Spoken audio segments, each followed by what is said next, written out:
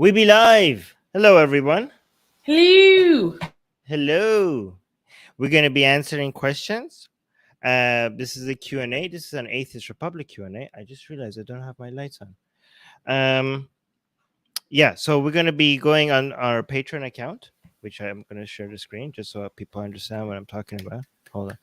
So what we do here is that we post our Patreon questions ahead of time on our Patreon account. So this is Atheist Republic's Patreon account.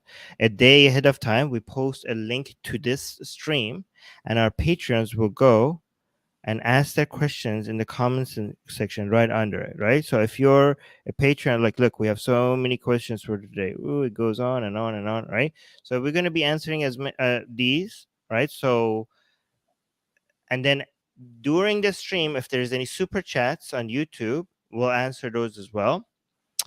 And then after an hour and a half or something, I'm also going to post a link on the live chat only for our members, our YouTube members, to be able to come up if they want to. Okay, so if you're a YouTube member, so the benefit to being a patron is that your questions will be posted here and we answer them ahead of time and we spend more time on them. But the benefits on being a member is that you get to come up and ask your question if you want to. Okay, I don't know if anybody wants to come up, but that option is available. Yeah, but I will do that like halfway or at the end of the show. What do you think? Is that a good idea? I think that's a good idea. Yeah. Yeah. Should we talk about the new structure with my time?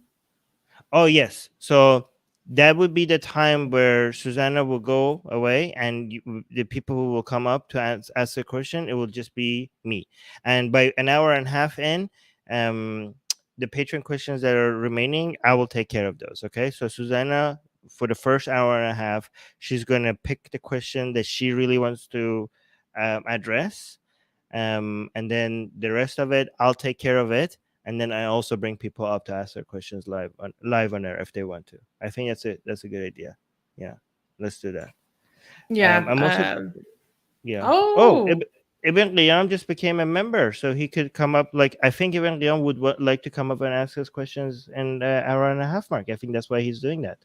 I would like to Uh, hear his questions or concerns about the Gammon Institute in Iran because he's had criticisms of that before. Actually, that goes into one of our questions today. So speaking oh, of, should we get into the patron questions?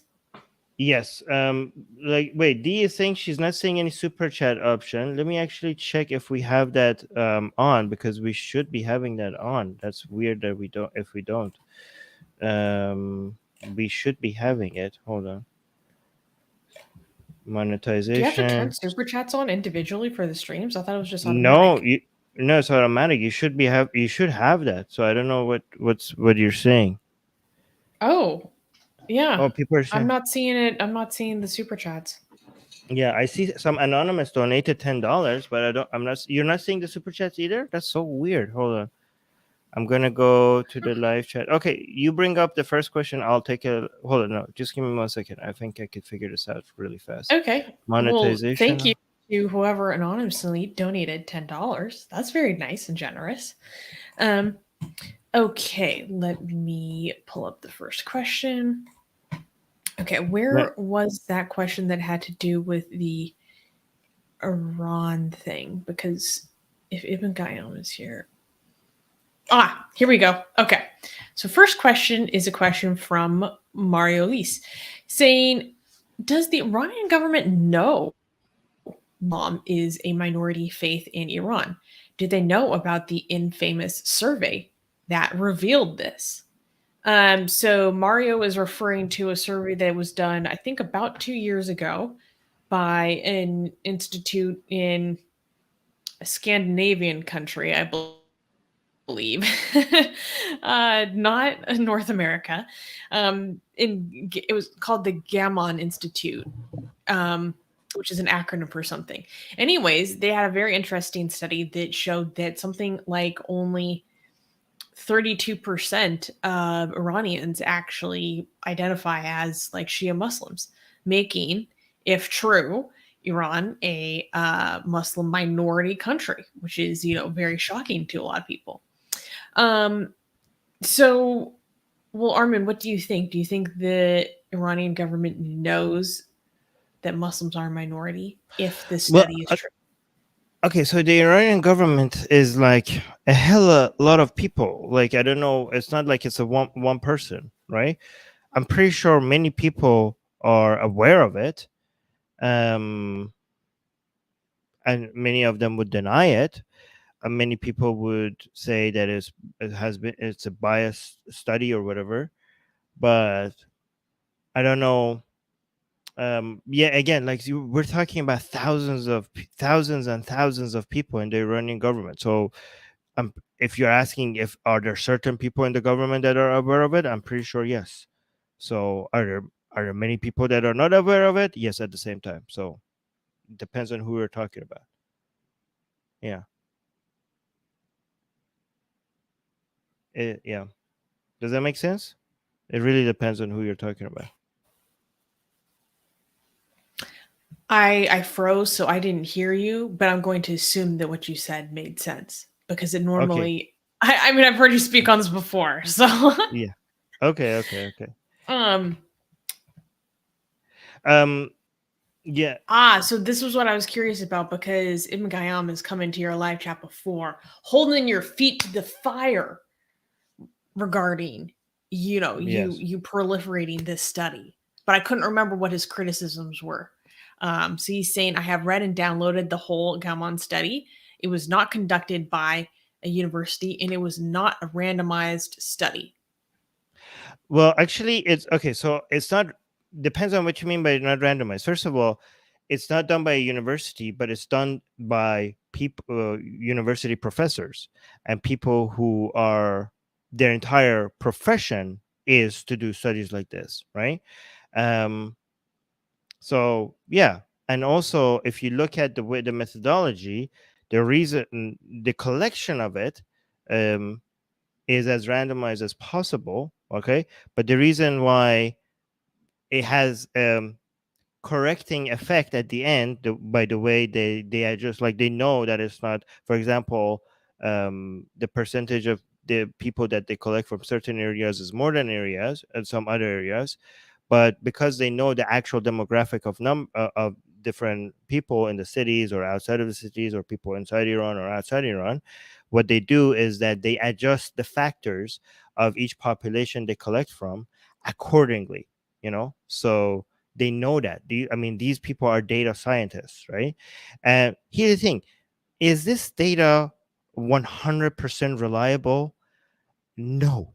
Okay, no data is. Every research, every data has its limitations, um, and this data also has its limitation. But guess what? The research itself points to its own limitations in the research, in the paper. It's not like, oh my god, this is not good because it has these limitation. Every research, every data collection will have its limitation, and it will point to it. But what so it's not like this is a revelation from God and you could take it as gospel and not doubt it. Obviously you can doubt it. Obviously you should be doubting it, right? But what it is that it's the best information that we have. Could we possibly have another data collection that is better than this, that will completely change our mind about what this data shows? Obviously that is possible. But right now there is no better alternative to what this is, right?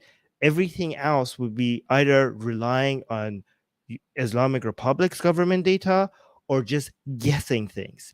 This is the best information right now we have. It's not perfect, but it's the best we have, and that's why we rely on it. Sounds about right. And they just put out a new survey that I think you might be covering because that was fascinating when you asked me to review that. Like the results about political leanings Iranians now, like was so interesting. Um, okay, so let's go to the next question. And this is one that is addressed specifically to me. So Maria is asking, Susanna, I think you know better than anyone. Wow. I don't know why you think this about this topic, but okay. I think you know better than anyone that religious buildings are some of the most beautiful pieces of architecture in the world. Um, I don't know what gave you that impression about me, but I love it. That being said, is it wrong to admire them, knowing what they stand for, and then glorifying the idea of faith? Every time I see a beautiful religious building, I feel conflicted on that. What are your thoughts on this?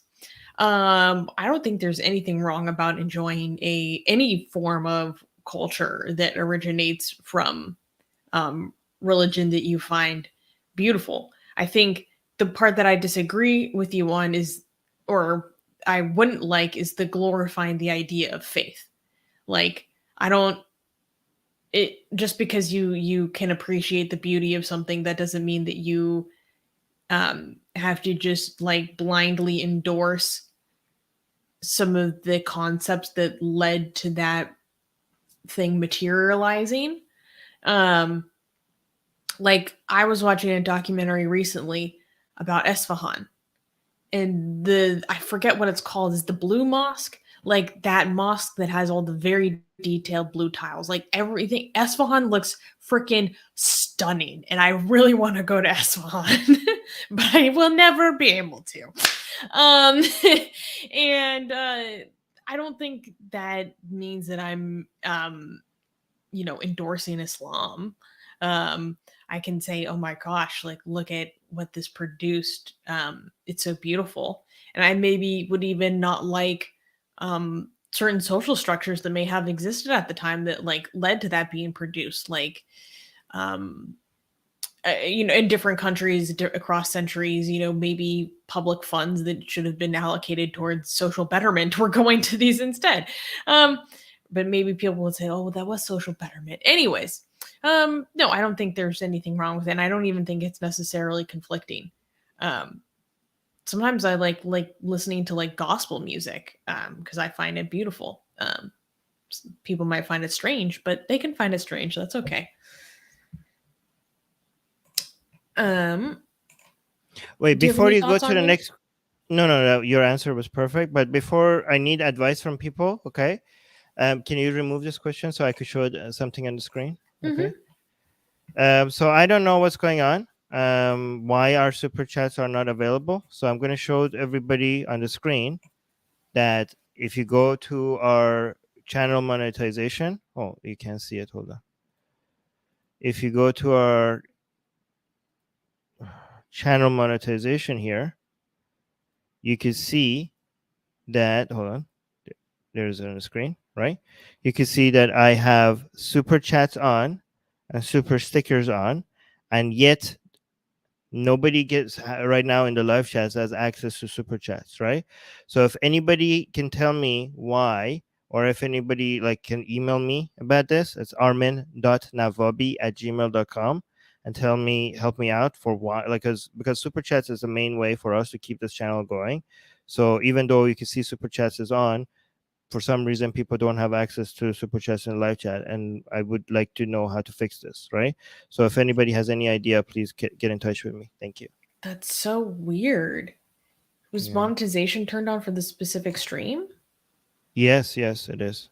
That's so weird. Who knows? If sometimes these things happen.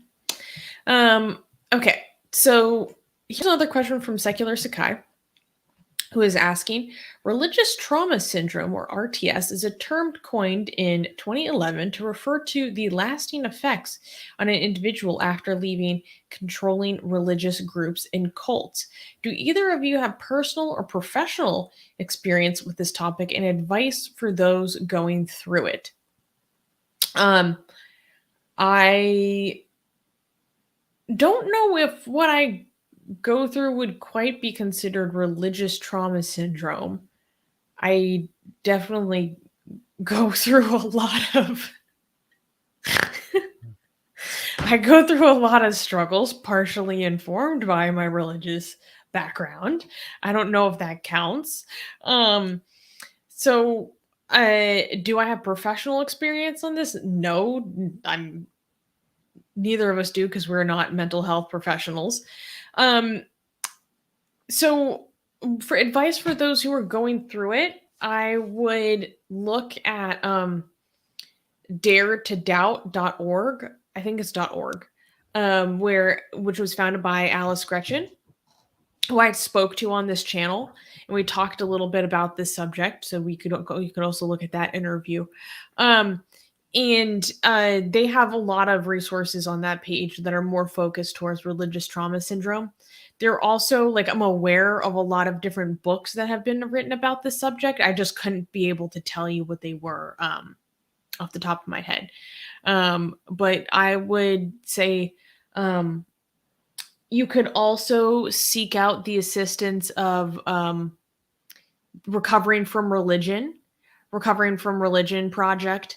They can help you find lists of professionals that are like secular therapists, or maybe therapists who specifically have experience working with those with religious trauma syndrome. So I would always defer to the professionals, and that the Recovering from Religion Project is like one of the best ways to find these qualified professionals, because you do want them to be someone who has experience with this like pretty sensitive area. And I would look into the literature, and not even like academic literature, unless that's your, like, you understand and you can absorb that kind of information. But just, there's a lot of books about this, and just kind of also probably like hearing the stories of other people. On YouTube there are a lot of videos of people talking about their own experiences and how they recovered, and I feel like that's really helpful to people to just to hear and to see someone publicly talking about these issues can go a long ways in just making it feel like what you're going through isn't so crazy, or isn't so isolating.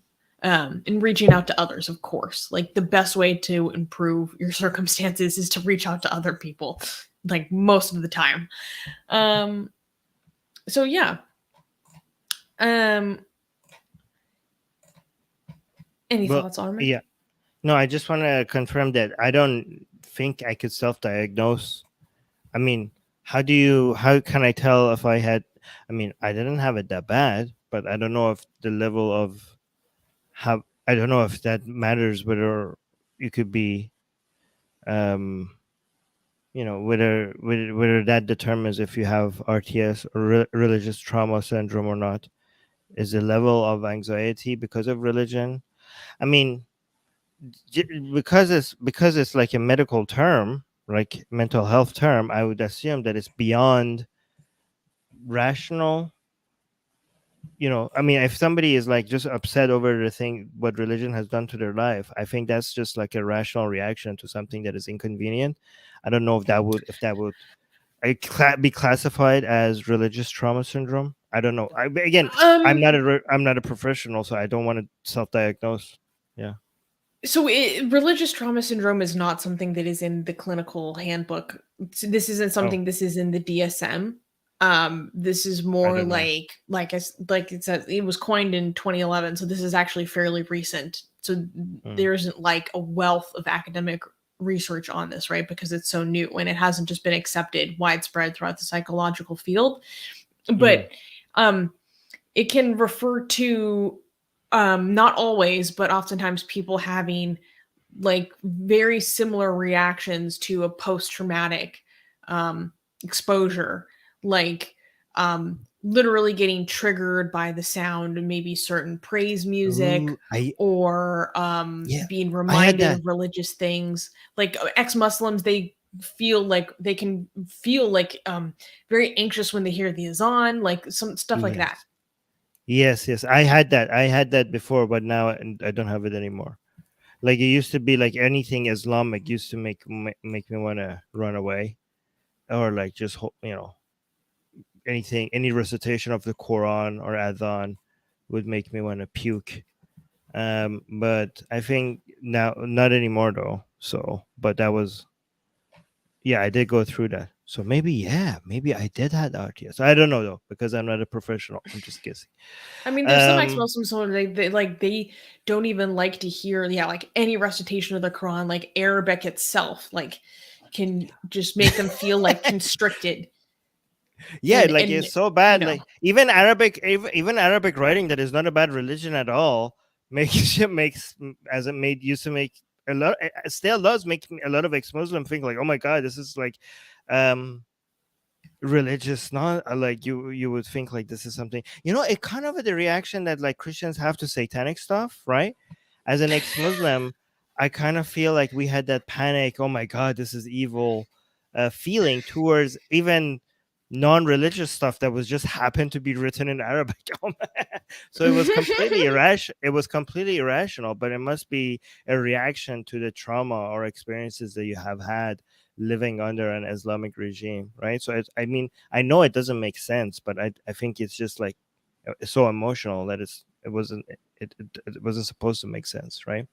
But yeah, like I remember, like I still, because I'm so active on the Persian community, right? I see people that have a hard time, a lot of Iranian ex-Muslims that I try to, like, when I'm talking to them, like they have a hard time even accepting that a mosque could be beautiful. Like they Hmm. think like that's the most offensive thing, like that's such an offensive thing to even suggest. Like, how dare you say that? Like, aren't you not, you're like, do you know what Islam has done? Like okay, like everything you say is true, okay, but at the same time, that doesn't negate the fact that this mosque is pretty. Like, I'm not like, this is like, but but then all of a sudden they see that, yes, like what I'm saying is like rational, but they still thinks it's icky for them to even accept that. Hmm. You know what I mean? So so it's interesting. It's interesting. Yeah. And I mean, it Mm. doesn't necessarily like, okay, well, I should deeply clarify that I am not familiar with the specific criteria to meet religious trauma syndrome, right? Like, Mm. this isn't something that you should just like throw around. Like, when psychologists put forward these theories, like, there are specific criteria that you have to meet to be able to, fit that diagnoses. Um, and so, and again, I don't know what that criteria is or how many you have to fulfill to qualify for this kind of thing. But it doesn't, like, because people hear like, oh, trauma, like it must be something that like really severe that happened to you. Like, that's not actually necessarily the case. Sometimes our brains just associate these symbolisms or these practices and certain rituals or things that remind you of certain rituals or things that you were taught as sinful or things that you were taught to have a religious phobia of, um, as um, as something to be feared, as something to perceive as threatening. And maybe you didn't go through the most extreme fundamentalist environment, but you still deal with the vestiges of these associations in your mind. Um, and Mm. especially this deeply impacts people specifically in regards to sex and the relationship to sex, um, which I think is a huge source of. Well, talking about sex, read what Dolly is saying in the live Oh, chat. Dahlia is saying, most of the time I feel ashamed of myself or my body. I don't know if that is related to religious trauma syndrome. Well, I'm not a mental health professional, so I'm not going to say one way or the other, but it's interesting to think about, and it might be It's worthwhile possible. looking into it. Yeah, I mean, it's possible because a lot of like disgust over body comes from either a traditional or religious background, right? So it's, Well, again, specifically for women too. yeah, specifically for women. So yeah, so again, we're not mental health professionals, but think it's very, very possible. Anyways, I do want to get an up talk about it. Oh, are you done with the RTS stuff? Oh no, if people want to learn more, there's a wonderful woman who her name on Twitter is Divorce from Religion. I can't remember her professional name, and she started the Conference on Religious Trauma, or COURT for short. So people could Mm, look up that in her work. Um, okay. yeah. Um, Okay, so apparently people in the live chat have gone. Okay, so we got a donation of $50 just while you were speaking. But I can't read the name because it says anonymous donated $50. So thank you, Mr. or Mrs. Anonymous. That's fantastic. Oh wow, And thank also, you. Holy crap. no name. No name is saying super chat for good has been replaced by live chat donation as the way to fundraise on live chat. Seems like the fundraiser is the reason why the super chats aren't working. Okay, so I'm gonna keep the donations on because the donations means that 100% of your money comes to Atheist Republic, and YouTube doesn't take a cut. Okay, so I think the donations are a better way than the super chat. So if you are using the donation option as a way for us to read your comment, please put your name in the donation, and then post your question, and then maybe like, what should they do so I know that this is the person People that had can't the, put names in donations. Oh, you mean they can. include the name instead of making it anonymous? Okay. Yeah, don't make the donation anonymous, so I know it was you. And then maybe put like, ask your question by starting with donation question colon, and then ask your question, so I know was and then I highlight your question like that. Is that Yeah, good? but So definitely we'll tag Atheist Republic. You have to and tag tag Atheist us. Republic. Okay, tag Yeah. us, or tag us and be like, this is a donation question or something. So yeah, so instead of super chats, we'll do that. But okay, so now we know why we don't have. At least we know things are working. I don't mind that I don't mind that the super chats are not there, as long as not like the frustration would be like why things aren't working the way they're Yeah. supposed to. As long as we know this is how it's supposed to be, then that's cool. That's okay. Well, thank you, No Thank Name, you. for being our little investigator. That's very helpful. Yeah, thank you so Okay. much. This next question is from Anna, which I find interesting. Anna is asking, it seems like some languages can lose popularity over time due to political tensions. Do you think it can happen to the Russian language as well? For example, many schools in the United States stopped teaching German after World War I. Or the fact that Duolingo has no Persian course, but it has some really obscure languages like Yiddish and Klingon, to name a few. Okay, well, I wanted to answer this question because I am offended. I am personally offended that they are teaching Klingon, which is a fictional language. I mean, it's real because we made it real. It's based off of a fictional show of a planet that doesn't exist, okay? But they do not have Farsi. And I'm offended because I am learning Farsi right now. And that's total BS. like, and I've been really liking learning Farsi. But in terms of can they lose popularity due to political tensions, I think people would be incentivized to not learn them maybe temporarily, but permanently for a political reason, that would be much more difficult to execute. Like, do you think it can happen to the Russian language? I mean, the Russian language is hundreds of millions of people speak Russian. I thought political tensions would make more people want to learn the language, because now there's utility for learning it. Because when there's tension, there's need for interpretation, and when there's need for interpretation, people are like, I can make a career out of this. I don't know. Like, what do you? I thought, like, I don't know. Very good Like, point. I think like when there's tensions, there needs to be more communication because of the tension. Maybe there's less tourism and less exchange of people. Maybe the political sphere has less people involved in it. Oh yeah, maybe Anna's right, because maybe less people would be interested in learning it, because there would be less people going to that country, right? Or less people coming out of that country, right? Because of the tension. So in that aspect, you will have less interest. But from the political side, you will get more interest in people learning the language because of the tension. But given that more people are involved in tourism and trade and working and immigration than people that want to make a career out of politics, yeah, maybe actually the net would be less interest in the language, maybe.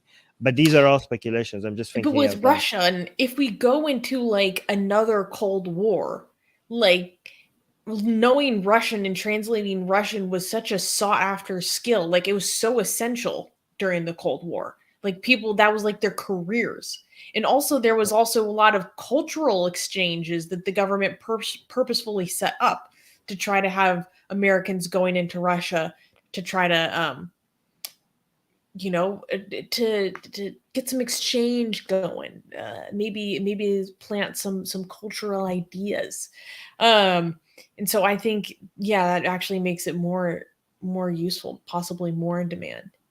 I don't know. Okay, so let's move to a manual super chat. Okay, we Hey, got a donation. We got a donation of 160. What is SEK again? Swedish krona. Swedish krona No, from not Corona, Krona, like krona, whatever. crown. Crown. What krona is also comes from crown. Oh shoot, you're right. Yes. Uh, Um, anyways, thank you, No Name, for the donation. That's very kind. Saying, Susanna, in response to your email, yes, please do connect me to the person you mentioned last week. Would appreciate it a lot. Yes, that is on my to-do list. I saw your email. I have a lot on my plate this week. There's a lot going on in my life, so I will do that. I promise. yes. um, yes. Thank you for the donation. Yes, thank you once again for the donation.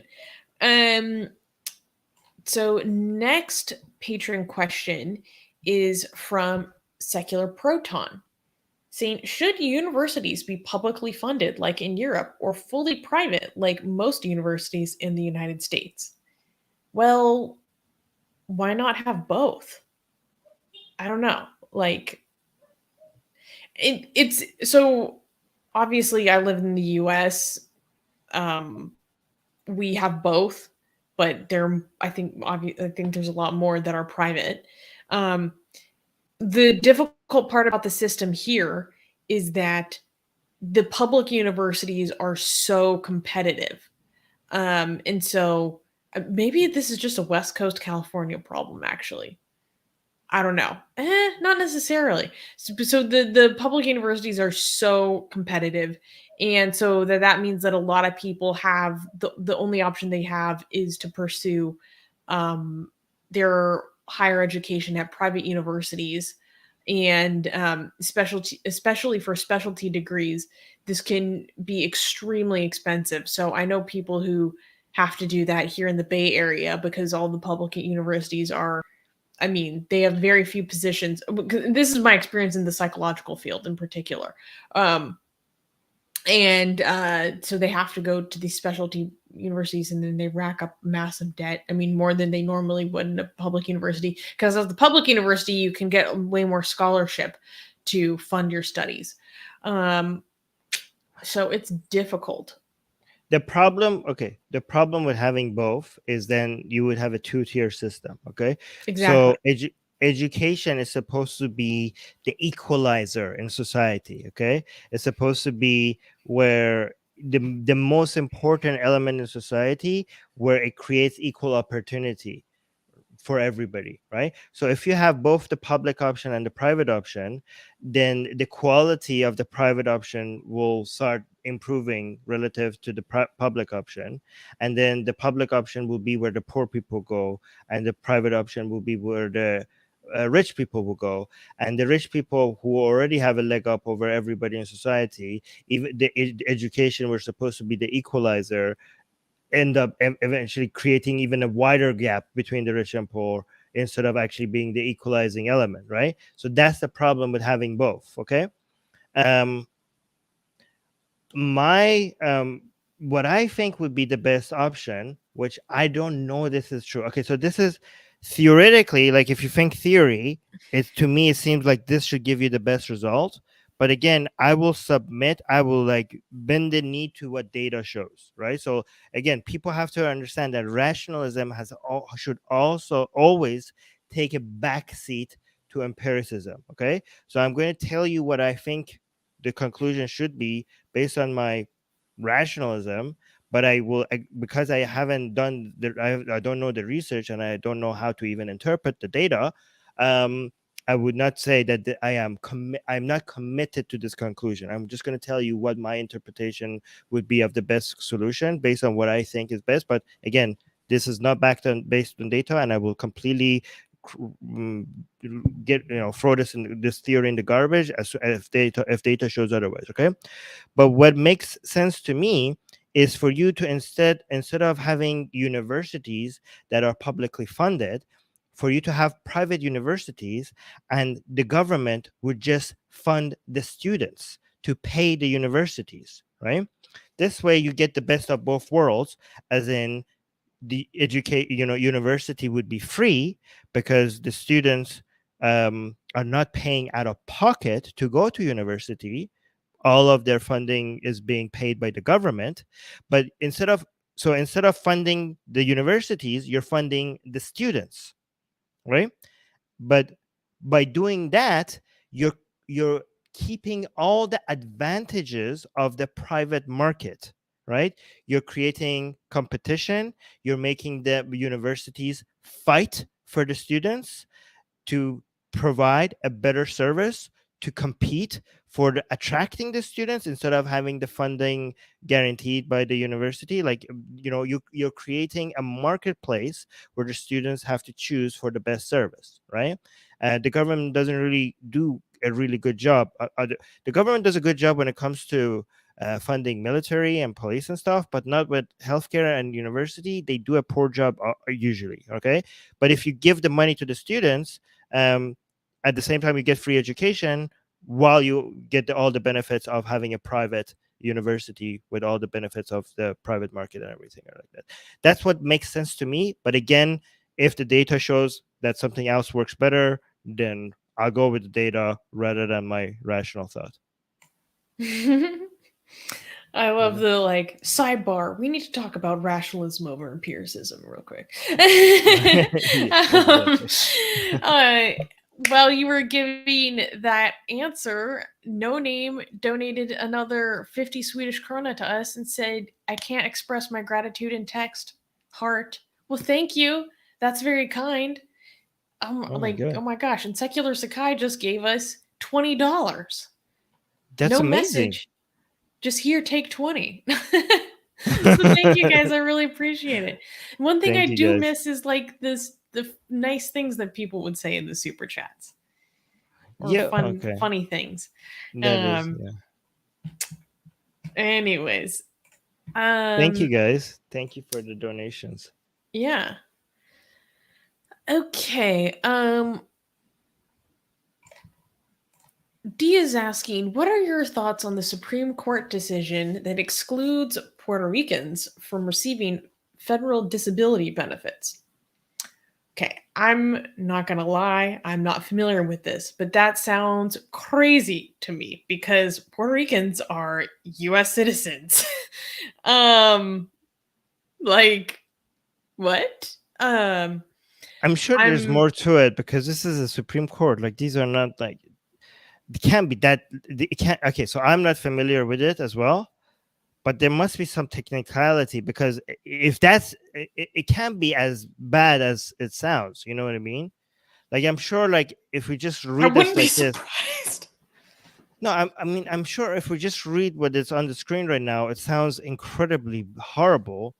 But I think if we like knew more about the details, it would sound like a little bit less horrible. Like, it would be like some technical mumbo jumbo that makes it not possible or something. You know what I mean? Like, it can't be this insane. Yeah, I don't really know much about America's like legal relationship to Puerto Rico and like the technicalities, right? All I know is that I love the music. All I know is that reggaeton is in my heart. So Okay, but like, it's not the Supreme Court came out. I don't think, like, if we look into it, it's not like the Supreme Court came and said, like, I don't think Puerto Ricans deserve to have disability benefits. I don't think it would be like that. Okay. Okay, I think here we it go. would be like a technical. Yeah. Go on. You're back. Oh, wait, right when I wanted to tell you it.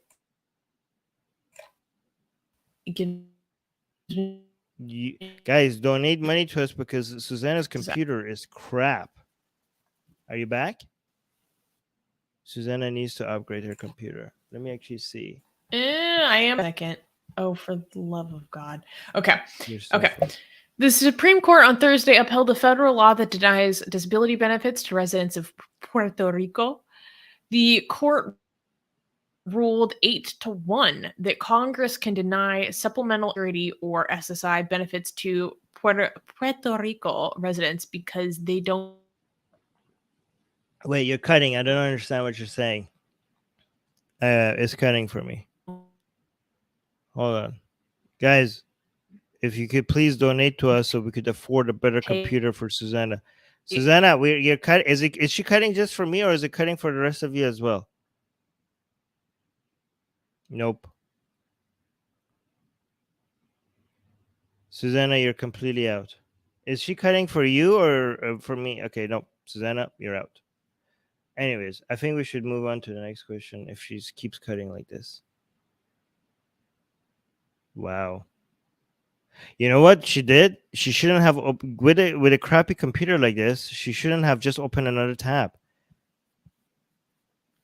Hey. Hey, like, what are you? Are you live streaming with a potato?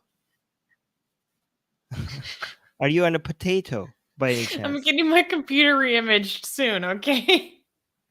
Reimage? You just throw that thing out in the garbage. Like, how is it? Like, what the? Okay. Okay. Okay, just give us a summary of what you basically- just read. Yeah. It said that so they don't pay all federal taxes, therefore they're saying they're not applicable for this program, or that's what it seems like. Right. Yeah, guys, this is not the Supreme Court's fault, okay? Then like this is a whole statehood issue, okay? Like you have to make like okay, like what do we do? Like you're not a state, you're not paying these taxes, so obviously, I think it's a technical issue. Like it's not I think it's not based on the limited information I have. I think the issue needs to be to make them an official state. Okay, that's the problem is there. Okay, so if you don't do that, the Supreme Court's hands are tied. So the blame is somewhere else, I think. Anyways, let's move on to the next question. Apparently, Puerto Rico doesn't pay federal income tax. Interesting.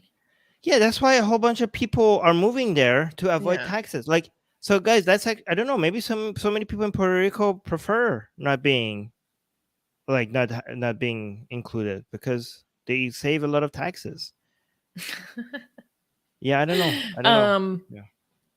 It's so crazy to me that they're U.S. citizens, but they don't have a vote for president or representation in Congress. Like that seems totally messed up. Well, what if some of them prefer it over because they get to not pay taxes for it? And also, can't they just move to another state? I mean, theoretically, it's difficult for people to just freaking up and move, especially when the primary language isn't what you've been speaking your whole life. Okay, but they're American citizens. Okay, actually, maybe this is better for them. Okay, because you could choose. Like I could go to Puerto Rico and not have a say in politics, but not pay taxes, or move to another state and pay taxes and also now have a say in politics. So you have options. So what's the problem? You're an American citizen. You could move wherever in the U.S. that you want. So wait a minute. I actually think this is good. This is the benefit. Like if you don't like the fact that you don't have disability benefits, and you're disabled, where you're an American citizen, you could just move to another state that has all these benefits. Can't you do that? Armin, are you being someone who needs disability benefits probably has a way lessened capacity to up and move to mainland USA. Like, come on. Okay, but I'm just, I wasn't denying that, but I'm just saying that's an option as an American citizen. So it's not. Okay, so here's what I'm saying. Okay, if it's not that easy. But if the money from the disability benefit is higher than the cost of you moving, it's an obvious choice, right? Mm-hmm. If that Let's is say the case. It costs you X amount of dollars to move, right? But then once you move, you get Y amount of dollars in disability benefits. Okay, if Y is greater than X, then maybe it would be a good idea to move. Just saying. Okay, I'm not saying X is 0, and I'm not saying X is not hard to pay. I'm just saying if Y is greater than X, that would be in your benefit. Okay. Before I just was accused of being like not under. Yeah, I don't. Okay, I am not in touch with the struggles of the disabled community. Okay, that's part of I know that. Okay, I you caught me. So I'm just thinking out loud here, right? I'm sorry. I feel like my tone was like super mean right there, so I No, apologize. no, no, no, no, no, no, no, no. I'm actually happy that you're here because I feel like I was very out of touch, and some people would have been like, "Oh my god, this is so out of touch." So you're here to adjust for that. So that's good. I'm like, if you're on benefits, you're like, well, just move to America. People are like, what are you saying to me? I wasn't saying it with that tone to make it seem like it's easy. Okay, I wasn't saying that. Okay, I think like, how about this? I'm in favor of starting a nonprofit to move disabled people out of Puerto Rico into another state. Okay, how about that? Would that be good? All right. So we have a place in the United States where people could go to not pay federal taxes. That's an option. And people who don't like the situation and prefer something else, create a nonprofit for them so you could help them move to a place where they get disability benefits. Okay. So maybe that's what I think. Okay. um. Okay. What is the next question? This is very interesting to me. Mario is asking Armin, what do you think of Iranians today practicing Zoroastrianism? Is it just a cultural thing to preserve what was erased from Islam or by Islam? Or is it something more sinister going on, like nationalism and wanting to return to the empire days? Well, these are two Land of types the of kings! We were kings! we were kings. Okay, so these are two different types of Zoroastrianism, right? Or the real Zoroastrians, right? And the pretend Zoroastrians, which is the majority of Zoroastrians. So in Iran, the nationalist types have this deep respect for Zoroastrianism as a way to, you know, in expense of not being for Islam, because you have these nationalist type that think Islam has destroyed Iranian heritage, Iranian culture. The glorious Iranian empire was taken down by this barbaric religion of people who are with a lot of racist views about Arabs, right? And think like this is not a religion fit for the glorious Persians, right?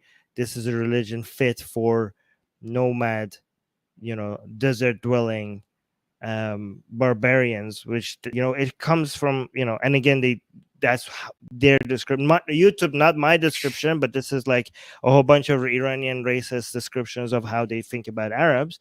And they think like, obviously, if you look at Islam, it's a religion very backward, very disgusting, very violent. Obviously, the civilized Persians would not invent such a backward religion. And this whole Arabization of Iranian culture it was a form of invasion. They look at Islam as this invading culture, bringing down a glorious empire, right? Um, which is amazing because they have no idea. These people who look at Zoroastrianism as this glorious religion fit for an empire, they don't know anything about Zoroastrianism, right? Because if you actually study like Zoroastrian scripture, they have wife beating, in there. They have like extreme level, like it's misogynist, it's very superstitious. It has a lot of disgusting, even violent teachings, right? I mean, it doesn't hold a candle to Islam when it comes to violence, but it's not like it's a religion, right? It's obviously backwards, right? And it's obviously misogynist, and it obviously has a lot of superstitious, like nonsensical claims, right? So, um, but these people who like hold Zoroastrianism like to as a way to counter Islam or to be proud of this glorious past of Iran, um, a lot of actual Zoroastrians, people who were born in the Zoroastrian community in Iran and are actually like in a family of Zoroastrians and do practice Zoroastrianism, they do the prayers, they do everything like that. They actually don't, a lot of them don't like these neo Zoroastrians, right? Because it makes their religion a lot more political than they like it, right? Because they don't like their religion to be used as a weapon, because that would get the attention of the regime, right? The regime will maybe look at Zoroastrianism as a threat, right? The Islamic Republic as a threat, right? So a lot of OG Zoroastrians, they were like, hey, I have to clarify, like, yeah, we're not being political. That's just those guys. Okay, we're just going to our temples and lighting things on fire and doing our prayer. Government, okay, we're just doing our thing. We're not like, like, please just like let us do our thing, okay? And they do have like that, this their I mean, they are discriminated against. But not to the extent where they are like imprisoned. Like you get to practice Zoroastrianism in Iran, right? You just don't get to convert anybody. You don't get to be political about it. Also, you can't. You get you get less job offers, right? So you get demoted for being Zoroastrian, and in university you don't get to get the same, like, if you have the same score. If you're a Muslim and you're a Zoroastrian and you have the same score as somebody who's a Muslim, you get less of a position in university than somebody with the same Oh, so score just who's a outright Muslim. discrimination. Oh yeah, it's like, like transparent discrimination in the law, right? Okay. Yeah, Okay. but it's there, but it's not like as bad as like, oh, you're Zoroastrian, so you go to jail. Like, it's not like that, right? But it's still pretty bad. Oh, Okay? thank God. But you still go to jail if you try to you could get you're in serious trouble if you try to convert somebody. If you advertise Zoroastrianism, then you're in serious trouble. Okay, you just need to privately practice it. Okay. And also, but so all these neo-Zoroastrians, they are the people who are born Muslim on paper, right? And now they're like, oh, I don't like this, I'm Zoroastrian. They actually could be like, officially their punishment under the Islamic Republic is death. Yeah. So the people who are actual Zoroastrians, they're born Zoroastrian, they get to be be Zoroastrian and practice Zoroastrianism in Iran. But the people who are like, you know what, I'm quitting Islam, I want to be Zoroastrian, you don't know, you die. Like, if they're outed, the punishment for that is death, because you don't get to leave Islam, right? Again, this is not my views, YouTube. This is the Islamic Republic of Iran view. I'm against anybody being punished for their views. Definitely. Another thing is that this is very interesting, because it kind of resembles neo paganism. Like, how a lot of right-leaning white ethnic supremacists in Europe, they use pagan symbolism as so you see a whole bunch of these Yahtzees and stuff. They have, Yahtzees, again, I'm saying Yahtzee instead of the actual word because YouTube be sensitive. They have pagan symbols all the time, right? But because the far right people in Europe, they're either use Christianity or paganism. But Christianity, a lot of them have realized that this is not European, right? This is very Middle Eastern, right? You're like, So oh, this comes out of the desert.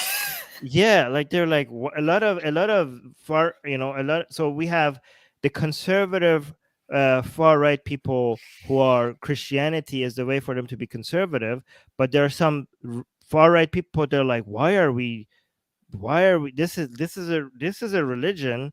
Christianity is a religion that came from Jewish people, the people that we're against the most, right? So why are we endorsing this religion? Right? So they're like, Hold up. we need hold up. So that's why pagan symbolism among these far right people became popular, because this is OG, like, OG European, right? Like, this came out of Europe. So but a lot of actual pagans in Europe, they hate that. They're like, we don't want our symbols to be used by these racist people, right? So it's very similar to what's happening in Iran. You have like original actual Zoroastrians, and then people who are using Zoroastrian symbols for their political activism, and a lot of them are racist, right? And they're using it they're using it as an anti-Arab. It's not just anti-Islam, it's anti-Arab, right? But anyways, Definitely, it's very, very interesting. Yeah. Okay. Gasian American has a very interesting question. It's saying the Holodomor and the Great Leap Forward are blamed on communism. So, can the ethnic cleansing of North America and the Great Dust Bowl be laid at the feet of capitalist greed? Can the ethnic cleansing of North America and the Great Dust Bowl be laid? I mean, how is that? Was that done because of like? Okay, so what is capitalism and what is communism? Right? Communism is a form of up down command economics, right? Done by the government that makes the government take control of all the means of productions, right?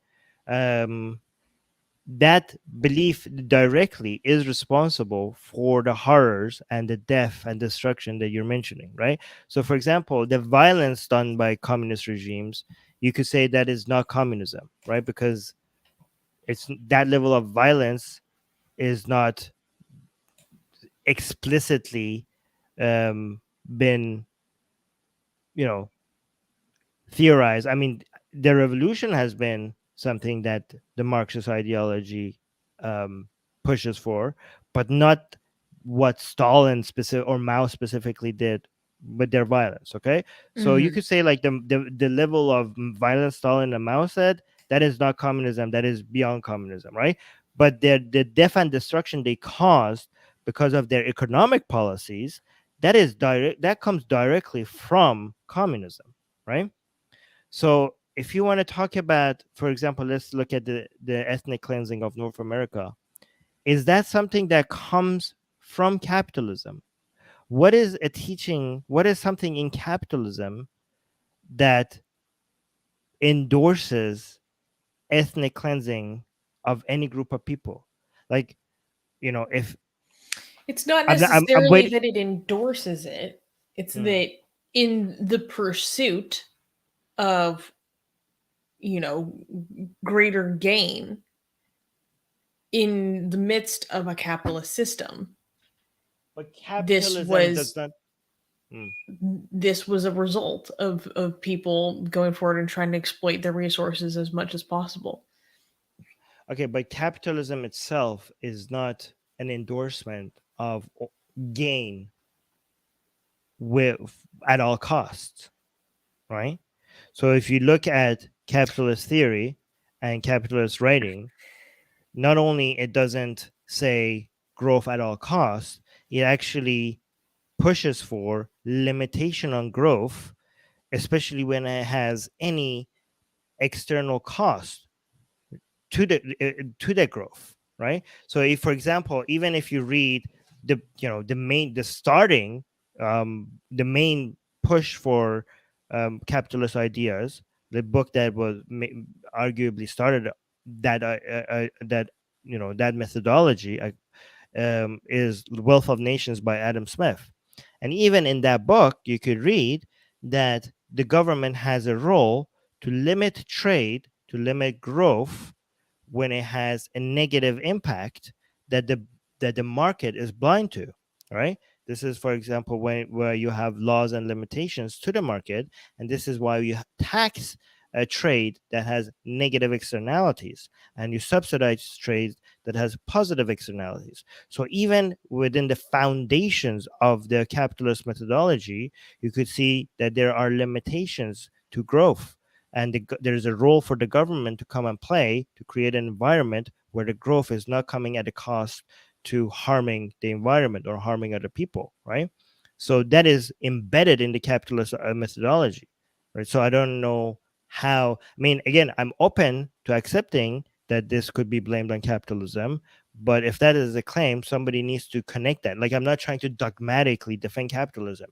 If somebody could connect that to the capitalist methodology, I would accept that and be like, okay, yeah, therefore capitalism is meant, it could be blamed. But just mentioning it is not enough for me to be like, oh, these countries be capitalist and these are the crime. Well, has the crimes been done for capitalism?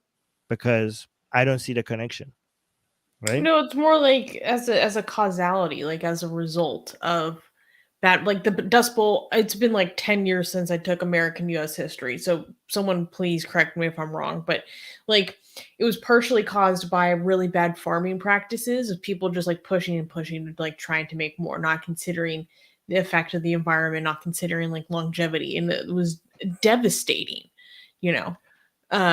Which one are you So pointing to? The the great. Great Dust Bowl. Okay, okay.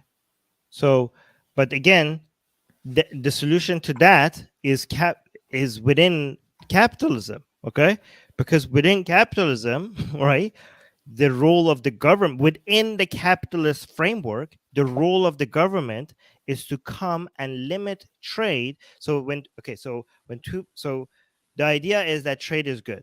Why is trade good? Because when party A and party A enter a trade, given that they both are voluntarily entering this trade, the likelihood is that coming out of this trade, both of them are better off than they were before the trade. Because so that means that the more trades you have, the more society will be better off, because each side of the trade would always come out, well, not most often will come out better off than they were before the trade, right? So the more trade you have, the better, the more prosperity and the more growth you will have.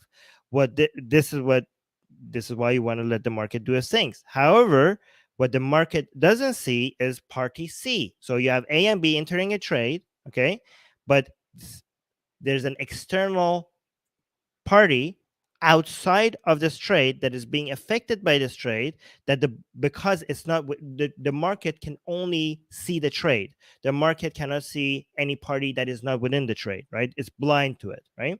So party C is either being positively, the party C who's not in the trade is either being positively or negatively impacted by the trade.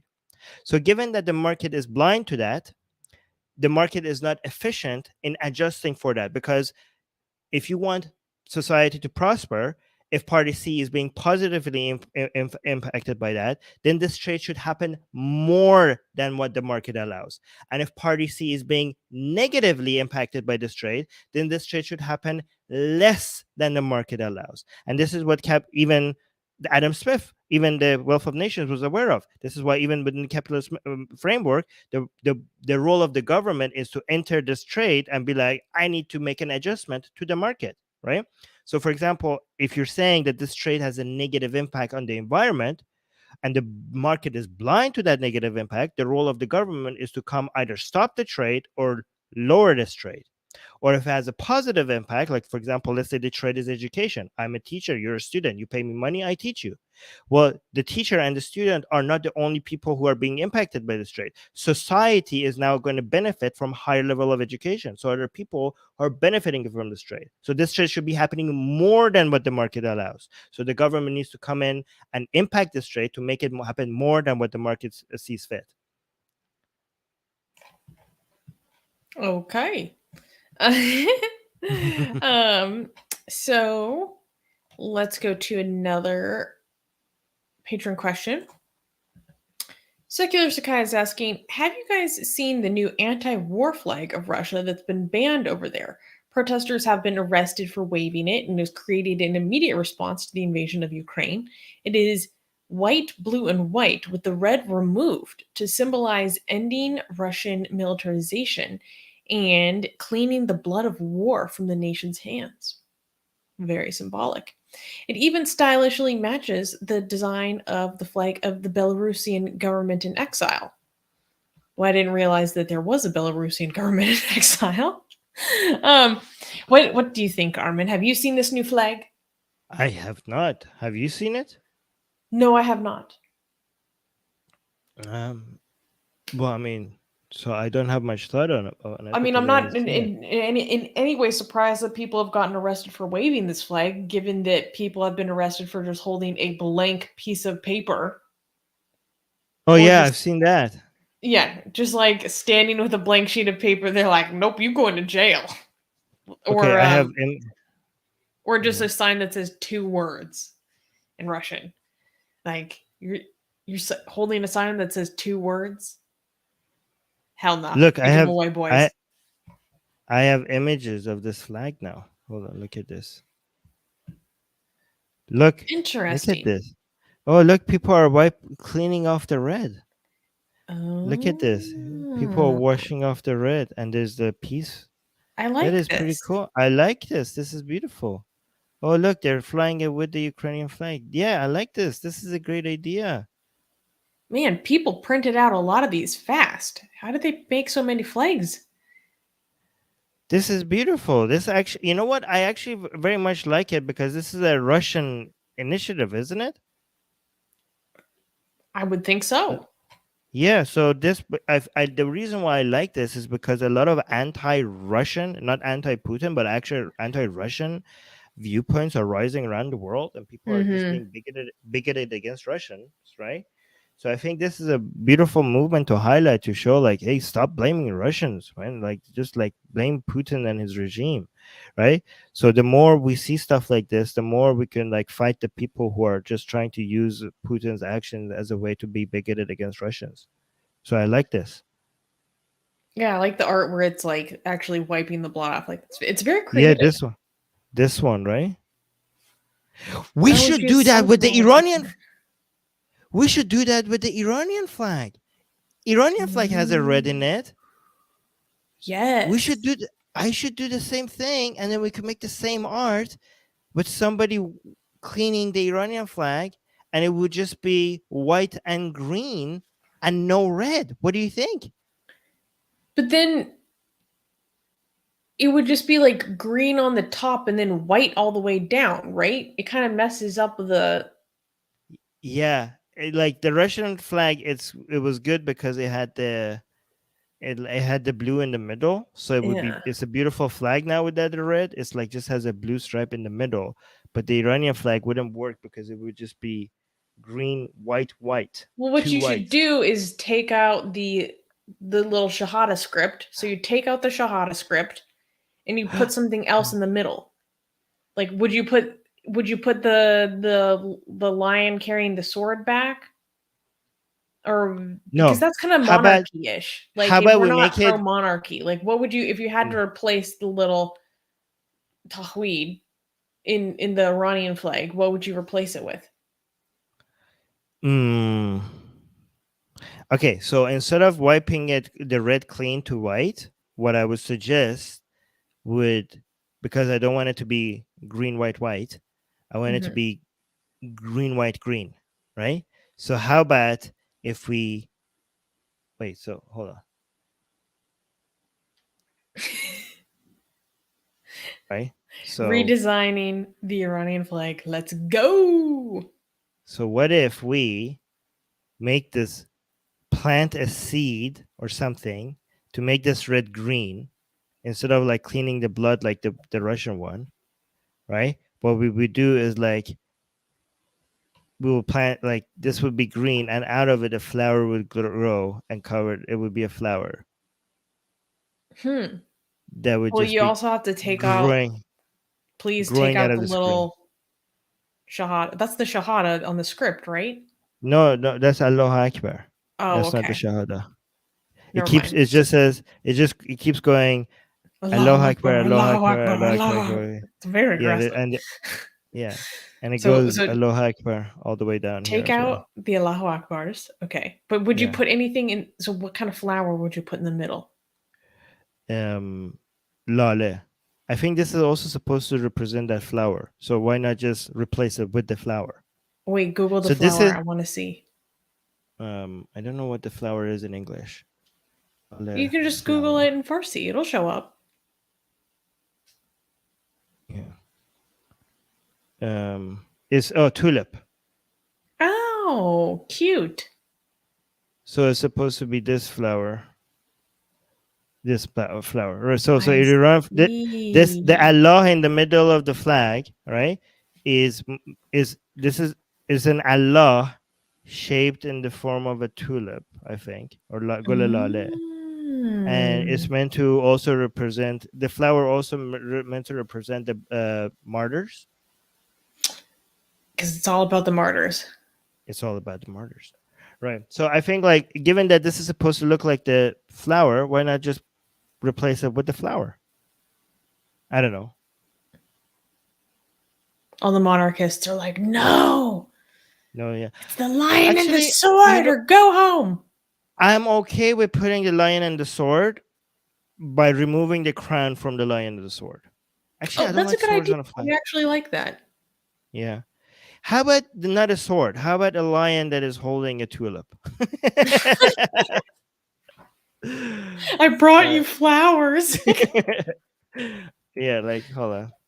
I don't know how you say Shir Khurshid in Lion and Sun, right? So yeah, so this is the old Iranian flag. It had this thing here, I right? really like the sun. I like when the sun has the little face on it. It's so cute. Like Okay, I so I saw a think really ancient representation where the sun has like a little very stylized Persian woman's face. It's so adorable. okay, so I, I think we should remove the ones with the crown. So uh-huh. right, and just have bring back the lion, right, and just remove the sword from his hand. And but I the think. sun has to have a face. Keep the face on the sun. That's my favorite. Oh my god! I've never noticed. Why is this like What are you that? Why talking does about? this? You've never noticed this? This is like my favorite part. Well, See, look no, at like not all of them have a face. no, I've but the never best noticed. ones do. Like hello. Okay, so this is the one I'm against, the one with the crown. Get rid Hmm. of the crown ones. Yeah. This is like the more modernized version of it. Oh wait, no, go down to where it has the little border on it. Oh my god, this Yes, one see, also that's has what a I'm talking face. about. They actually give the sun a face. This is so cartoonish. No, I love it. How dare Oh, you? okay. Do you think you make it a tulip with a sword? Oh yeah, make a lion that is holding a flower, and the flower has a hand that is holding a sword, Nailed it. and the sun has a face, and the flower is looking at the sun lustfully, winking at it. Oh, There you go. That's a throw a future little bit of Iranian that in flag. there. Um, okay. So next question is from Secular Sakai, who is asking, due to draconian new laws, I think they meant to say like abortion laws, I've heard rumors of both a new Jane collective and an underground health network forming in conservative controlled regions of the US. Could you please share your opinions on the complexities of the situation and how you both feel activists involved should be perceived?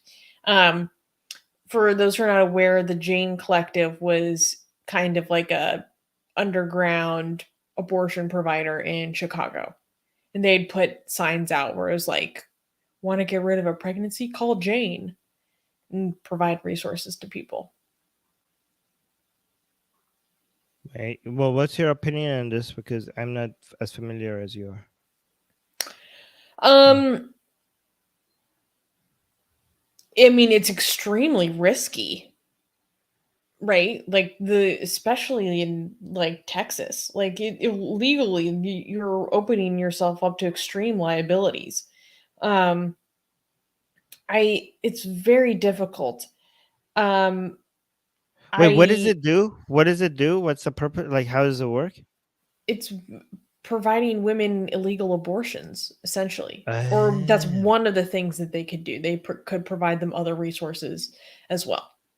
why Maybe like can't they just provide them abortifacient, so they resources? don't. Why why can't we have instead of doing risky abortions? Why can't they just raise enough funding to just move them out of the state and then bring them back? Because that's extremely expensive. They would be It's not cheaper able to to help do. as many people. Mm. So we have like underground abortion, legal like illegal abortion underground. This is where the United States is at. Are you like how I is mean, this a this has thing? always been a thing that existed in the United States. Even when we had Roe v. Wade, there's always been so many restrictions on abortion or them closing down facilities so that there's only one left in the entire state, and that one is, subject to threats of attacks all the time. Like, so the people have been always been forced to choose illegal abortions in America, always. Okay, well, this is like apparently the most advanced country in the world where people have to get illegal abortions. Amazing, amazing, amazing. I don't know. Like, okay, so I'm assuming that it's going to be done by professionals. Like it's not just going to be like somebody with a coat hanger at the back of a van or something. It's just like Well, hopefully not. yeah. I don't I don't know enough about how these kinds of things actually operate in practice, right? Because maybe there would be doctors who are not willing to risk their careers to carry these out illegally. There are many that are. But then how do these people who are interested in this form of activism or like providing this service um appropriately trained and made capable to do these kinds of things? I think Would you I've would I get in trouble with YouTube if I say I would endorse something like this? Would I be like seen as endorsing something illegal and get in trouble? maybe. Because if I get in trouble for that, then I do not endorse it at all. But yeah, but that would be because YouTube is like not letting me speak. I think I don't know. This is it's a highly complex situation. I'm very concerned about the safety of executing something like this, and also like the appropriate training, the appropriate education. Obviously, it gets a lot more risky the further along into your term you are. Um, but people are desperate. People are desperate, man. So having someone that has a semblance of research and understanding or like a harm reductive procedure to do this kind of thing is better than people just attempting it themselves. Yeah, But it's like bleak. it It is better bleak out here. it's better than what my mom did. My mom when she was in university, she had to do it herself with a coat hanger in her university dorm, and she almost died. She almost bled to death. If she was bleeding, if she wasn't found out the day after, she would have the entire mattress was soaked in blood, and she was like almost out until they found her and took her to the and fixed her up. Yeah, but yeah, I almost yeah, I would have lost. Yeah, if she had an option like this, yeah, she not having an option like this was almost made it so I wasn't born. Like because this was a couple of years before I was born, right? So it would have been great if she had an option like this. Yeah, what's really interesting is that Secular Sky is saying Mexico has legalized it nationwide and opened border clinics in response to the US laws. So this is what's so interesting is that Ba- like within a month or two, maybe less, of Texas putting forward this new law, HB something that I can't remember, that Mexico legalized it.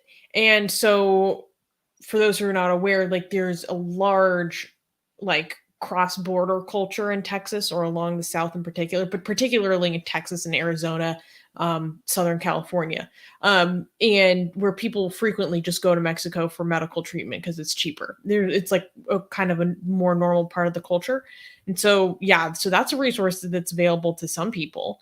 But there are many people in other states where like I can't go to Mexico, that's way too far, or they have zero familiarity with Spanish, and that would maybe be like too difficult or risky for them. there I needs don't to be know. nonprofits. There needs to be more nonprofits where they just like take people on tours on a weekly basis, I know, but like a medical tour. that's an extreme amount of liability to execute that kind of thing. There are definitely people who are, Just, how trying to about do just that online thing. I'm just resources? saying that the possibility of really bringing that to scale, making that huge is Just you considerably could base difficult. you could base the company in Mexico, so you're immune from any legal liabilities, right? And just increase tourism to there's money in it. You could increase tourism to Mexico because of it, and people could donate to this Mexican entity that is not even American, so not doesn't have to abide by this bull crap American laws, right? It would be a non-profit slash tourist medical company that people would donate to, and it's based in Mexico. And all you have to do, you don't even go to the company. All you have to do is like book something with them, and they don't even meet you in the United States. You meet them once you land, in Mexico, and they're right there in the airport to welcome you. Make the, Mhm. that should be a thing. Thank you, Mexico. Thank you for your service. Yeah, how should they be perceived? I don't know. I think it's very difficult. There's a lot of certain kind of actions that pro-abortion activists take that I think actually isn't necessarily good at promoting their cause or bringing other people over. Like I remember all these women like on the steps of the Supreme Court like all took Plan B together. Or there was a woman who like took Plan B on the news or something to try to show how like easy and nonchalant it is. Like in the abortifacients in terms of the pills, I think should like not be a big deal at all. But I think for people who are on the opposite side of this issue, that is something that is such a huge turnoff for them. Like I think it's perceived so poorly, and I think it might be turning people against them even more. Because to people who are on the other side of this issue, they're like, you're just going to casual like the way in which they are perceived to have no care about human life from the other side of the spectrum, like I think isn't necessarily helpful. But I don't know, it's not that's not an end all be all. Like you're not always trying to bring people over to your cause when you do a specific action for activism. So I don't know. I It's difficult. What do you think, Armin? No, yeah, it's. Yeah. I think we need more information on how it's done to be able to judge it.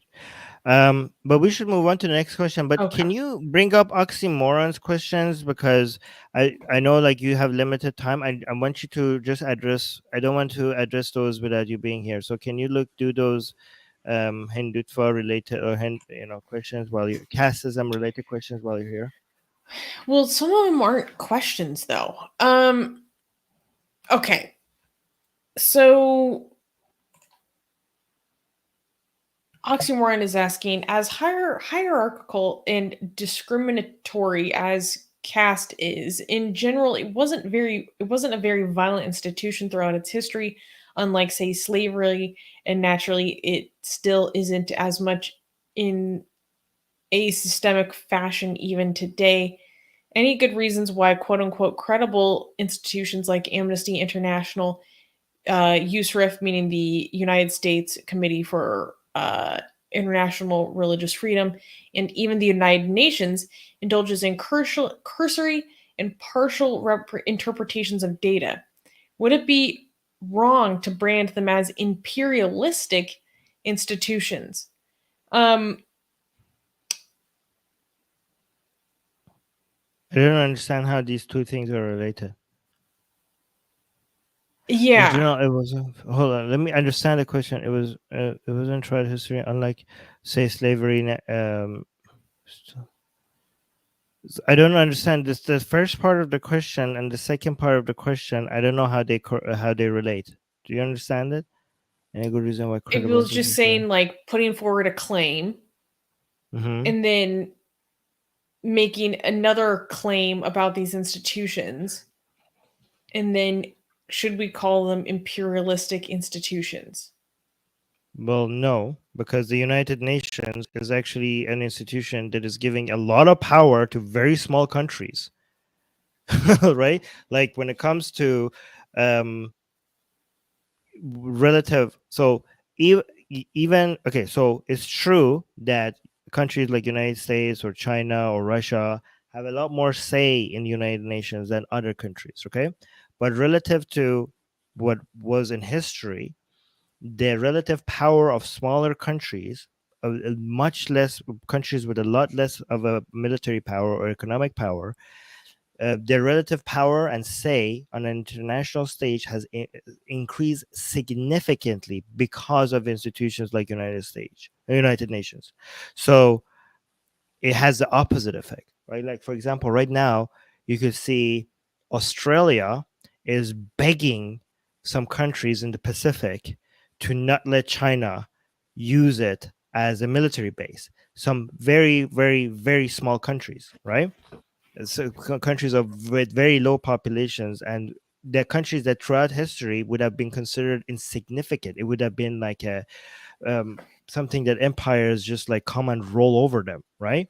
But a country as big as China and a country as big as Australia is talking to is begging. They're all trying to beg the politicians of a country like, what is it? What's the country called? Um, I don't know, maybe Micronesia or Tuvalu. no, no, no. I don't know. Those are just two small countries in the Pacific. No, no, this is a very small country in the Pacific, and only because of international how important it is to respect these small countries as the independent country themselves. Like if it was any time other time in the history, a country as big as Australia or China would just come roll over and just take over. And we're like, who are you to even ask for us to even ask for your permission, right? Oh, You're not lying. yeah, yeah. But now, because of the United Nations and respecting the these countries' self-determinism and sovereignty and independence, instead of like just like forcing your way on them, Australia has to compete with China. Yeah, Carlo is giving me the name. Uh, Solomon Islands, right? Solomon Islands, right? So that's the country that is now like China is like, oh, we want to have a military base here, and here's like we'll do all these things for you, and you have to feel like, okay, great, we will be closer to China and Australia, and I'm like, please, please, don't like this is so bad for our security. Like imagine how significant this small country has become because of respecting these new world order where each country you can't just screw with them as you wish as a powerful country. Like this is this has never been the case for the past 10,000 years of human civilization. This is something that has lasted for like 50 years. This is amazing, right? And how is this a force of imperialism? These new order is actually like such it creates so much limitations for these world powers, right? And it's Well, I mean, great. it's not perfect. Yeah, it's I not see perfect, how but it's some of better. these systems could be replicated, and they have been, but it's not always the case. I think I've kind of chewed over this question, and I kind of see what you're getting at.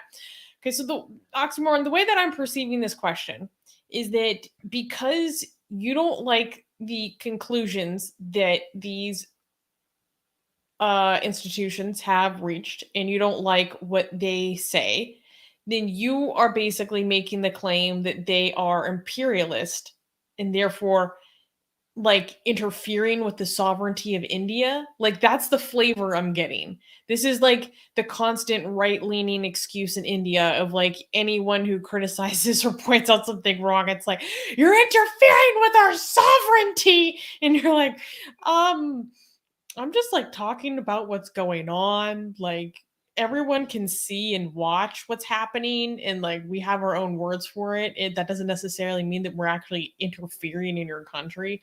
So, um, that's the taste I'm getting in my mouth from this Yeah. question. I mean, even if you don't like the opinions that they have, with before these institutions, imagine how India was treated before these standards and these institutions were a thing. Look at the way the Arab Empire treated India, and look at the way the British Empire treated India. Okay, that's what the standard was before we had the standards that we have now Oof.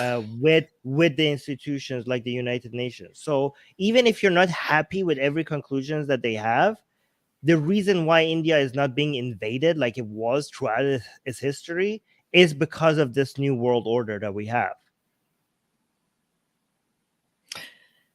And by the way, we just got a donation from Oh, the ugliest man ever. are you insulting this Ugliest person? man ever donated $10. Thank you so much. That's so kind. And he said, Highlight his former question. fundamentalist youth pastor here. So nice to be on the side of reason now. Sorry that I can't afford more. Well, first of all, please do not apologize for what you can afford. You should be taking care of yourself first. And we tell everyone that do not contribute in any way if you are struggling financially in any way.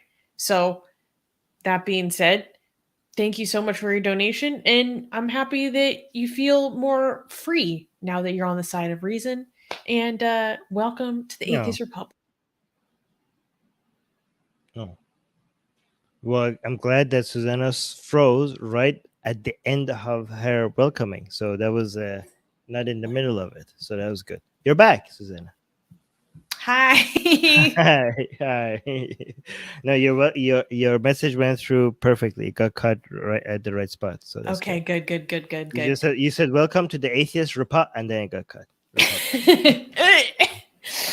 Yeah. Okay, so next question from Oxymoron. Why is there a stark inconsistency between how white liberal democracies would like to treat the Kashmir issue and the Ukrainian issue, despite the fact that their grievance is similar? I actually don't know very much about Kashmir at all. It just seems like everyone on both sides of that issue is extremely unhappy, has been extremely unhappy for a very long time, and it's no fun. Actually, if you want to, okay, Oxymoron, I don't think you would be happy if we want to treat it the same way as Ukraine, Because then it because would be a Muslim state, right? no, because then we would have to give the Kashmirians, as I'm going to call them from now on, uh, their own right of self-determination without the demographic engineering that the BGP is doing. Like, they promise Kashmir to be able to vote on their own destiny. I think Well, they've both revoked their Pakistan, autonomy. yeah, they should be able to do that. Like, both Pakistan and India doesn't respect Kashmir's own right to decide, and India was supposed to give them the vote, and they promised that, and they took it away from them. So if you want to treat it like Ukraine, maybe talk to the BGP. Maybe, like, where is the goddamn vote? Where is their own right to decide what they want to like, this was a promise that was made to them and then hold back from them, right? um like, oh, so, well, Russia is giving a referendum to Donbass after an invasion, after demographic engineering. Again, so in this scenario, okay, that you're trying to compare, India is like Russia. India is playing Russia's role, so people are actually being consistent. India, just like Russia was trying to demographically invading and then demographically engineering Donbass, BJP is doing the same thing with Kashmir, right? And then after that, they were like, oh, now you can vote. Oh, great job. Thank you so much. After you did your thing in the area, now you want people to vote? After you just moved everybody who would vote in your favor? Now you want people to vote? The Kashmirians should be able to vote whether they want to be part of Pakistan or part of India, or more likely be their own independent country. So yeah, I would be happy to treat Kashmir as consistently as Ukraine, and in that story, India would be Putin. BJP would be Putin.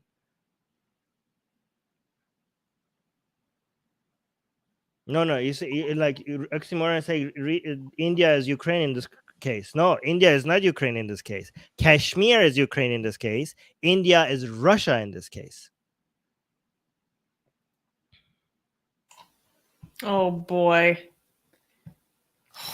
It's about to be a firestorm in our live Look, chat. look at this. Yeah, people are like, you know very little about Kashmir issue. Every single time somebody doesn't like your take, their go-to is like, you just don't get it. But here's the thing: if you have the smallest amount of information about a subject, if you agree with them, they don't tell you that you have very little. They were like, base take, I agree with you, Armin. If you disagree with them, you just don't understand it. Like, look at, yeah, butthurt. The butthurt is rising in the live chat. Oof. Do you smell that, Susie? Do you smell that? I smell the butthurt. Oh my god, it has You're this like, specific smell to oh my god, my power is growing. This is what gives me it. strength. Oh, like secular Seka is like blind nationalist incoming. Yes, exactly. Okay, so Wait. Okay. Well. Okay. There was another thing from oxymoron, but it's not even a question. Um, Should I what? respond? No, it's a question. I see a Y in there. Okay. Not to deny the horror of Hinduism, but why is Right. it wrong to attribute modern day casteism that runs across religions to colonization instead of Hinduism, looking at how Indian society started to resemble more sort of like pre industrial European society because of extreme taxation, white style elitification of Indian society by racialization and verticalization of caste through education. I I don't understand this. Okay, I'm just gonna address the first part Why because I is don't it wrong understand to the rest attribute of modern day casteism that runs through religions to Hinduism because it's in Hindu scripture. God damn it. Yeah. Okay, why do we blame casteism on Hinduism? It's because it's in the scripture. That's easy. And by the way, for people who are asking in live chat, I'm gonna start doing the Hinduism live streams either next week or the week after. Okay, so it's coming. All right, I promise you it's coming and it's coming. Okay, and we're gonna go through over the scripture to be able to answer exactly these questions. But Oxymoron, if you could ask your questions shorter and more clearly, like your questions are not very well written. Looking at how Indian society to start, like looking at how Indian society started, like maybe like try to be more concise and shorter and to the point. Like this is not fun to read. This is so hard. Like you have to every time your questions have to be decoded. Looking at how Indian society to start it to, like is this how, like improve your writing skills, right? To start it to resemble Armin. more sort of sorry, I'm sorry, more sort of like pre-industrial European society because of extreme taxation. Well, What's man, difficult about it is that like the subject or what you're referring to like shifts throughout your comments. So I get lost. yes. Okay, so I'm just gonna answer the first part of the question, which I understand, which is why we blame it on Hinduism. It's simple because it's in the scripture, right? Oh my goodness. Mars is here and Mars just donated $20. Oh, thank you, Mars. Mars. Oh my gosh, I Guys, miss you. Thank you for yeah, the thank you, $20, Mars. Mars. That's so sweet. Thank you, guys. Oh. I hope you're doing well, Mars. Um okay. Oh, this is interesting. Mario is asking, do you support European federalization, aka the EU becoming a United States of Europe? If Macron wins on Sunday, this scenario is not that far fetched, as he is leading the change for the EU strategic autonomy in a European Union army. So we've previously talked about this. Yeah. Um, I think this is something that theoretically I would support as long as it doesn't come at the cost of NATO. Perfect answer. Perfect answer. Okay. I am very much in favor of EU becoming not just an economic institution, but a full on, you know, almost like a country with its own military, with its own government and everything. You know, right now it's just mostly an economic institution. Like it's the unity over trade and, you know, mm, currency and everything economic related, right? But if they do become closer to a federal to a, you know, to a federal government, as if like they're all just like the United, they would be an alternative to the United States, right? Just like the United States is like a unity of a whole bunch of different states that turned into a country. The European Union would also become like the United Federations of Europe, right, or something like that, right?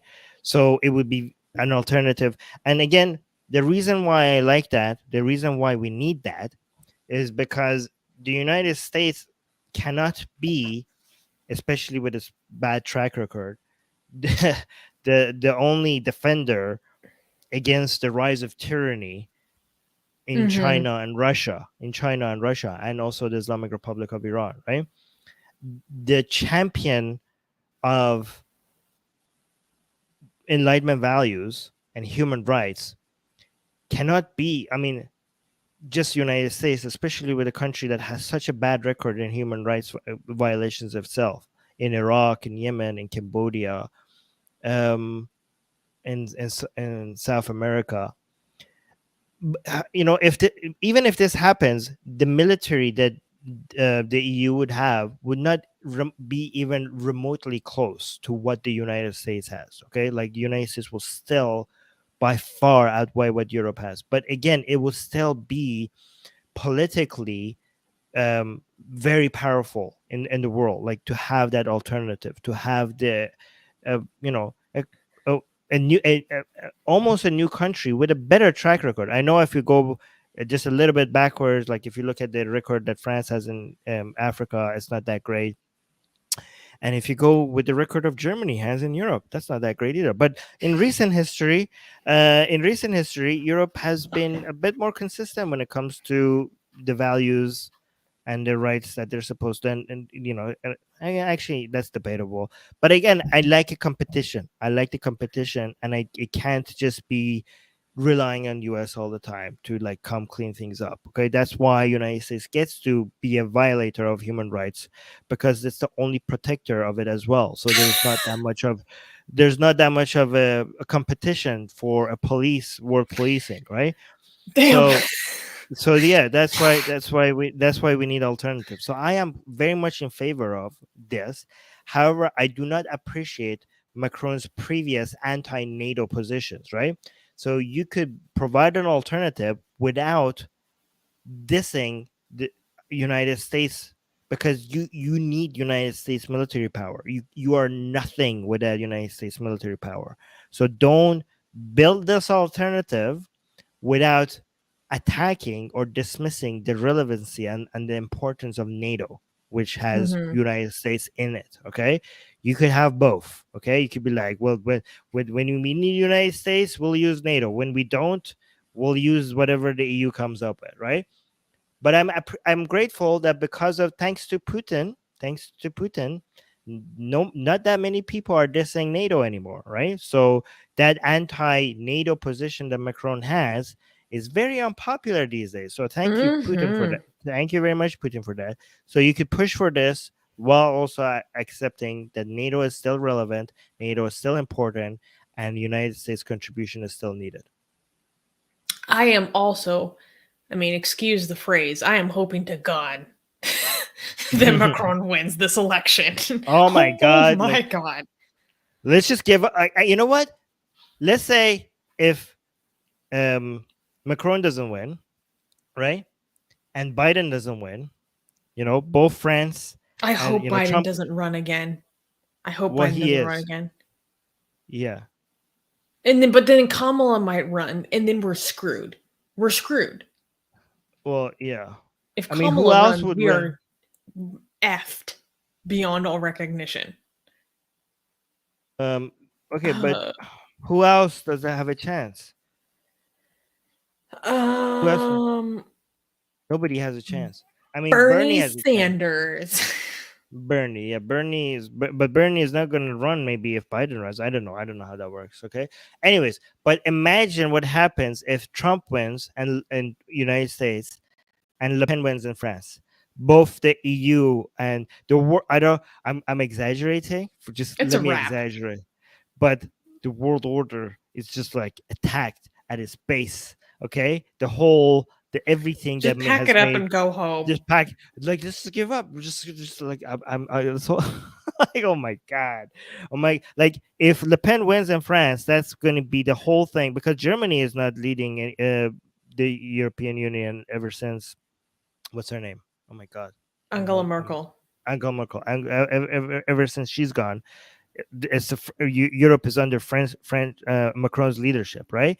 So if in France somebody comes in power who's anti-NATO and anti-EU at the same time, and also in America, Trump comes into power who is anti this whole world, the order, the world liberal order, and anti-NATO as well at the same time, then the world liberal order that has made everything so good for so long, it's just would be attacked in such a drastic way that I don't know how we could recover from, right? But anyway, so I that's like tried looking up not some good. election polls on my phone, and I'm not getting anything like very helpful right now, which is not. I want to know how he's It's polling. I need to know. I need to know. By the way, let me just highlight this. I will do a stream eventually about this, okay? But both of these people winning, if they win, okay, it's because of religion, okay? So Oh think about yes, it. we were talking about this. You need to do a stream on this. Everything that is keeping the world safe from the chaos that we have had before World War II, okay, during and before World War II, okay, is because of this new liberal world order, okay, and that order that has made everything, the prosperity grow and safety increase everywhere on the planet on such high levels that the history of mankind has never experienced, is under attack in France and in the United States because of Trump and Le Pen. Like, see how fragile this world order is, okay? And both of their elections are because are would not be possible without the far right Christian conservatives in America, okay, and because of ISIS immigration causing a refugee crisis in Europe that gave a rise to far right in Europe. So Christianity in United States and Islam in the Middle East, and making people like Le Pen more popular in a country like France. Both of these, that is now risking the world order that we are all benefiting from, has roots in the cost of religion, okay?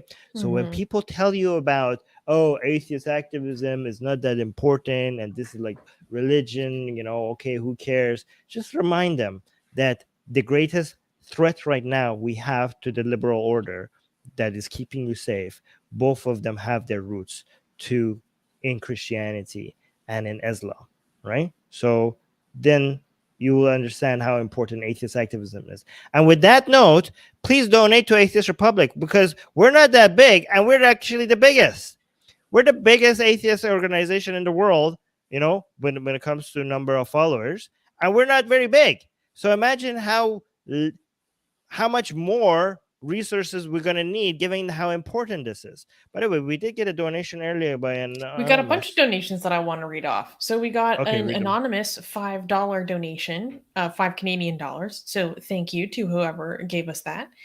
And then Canadian Catholic also donated 5 Canadian dollars. So thank you to Canadian Catholic for giving some of your weekly tithe to us.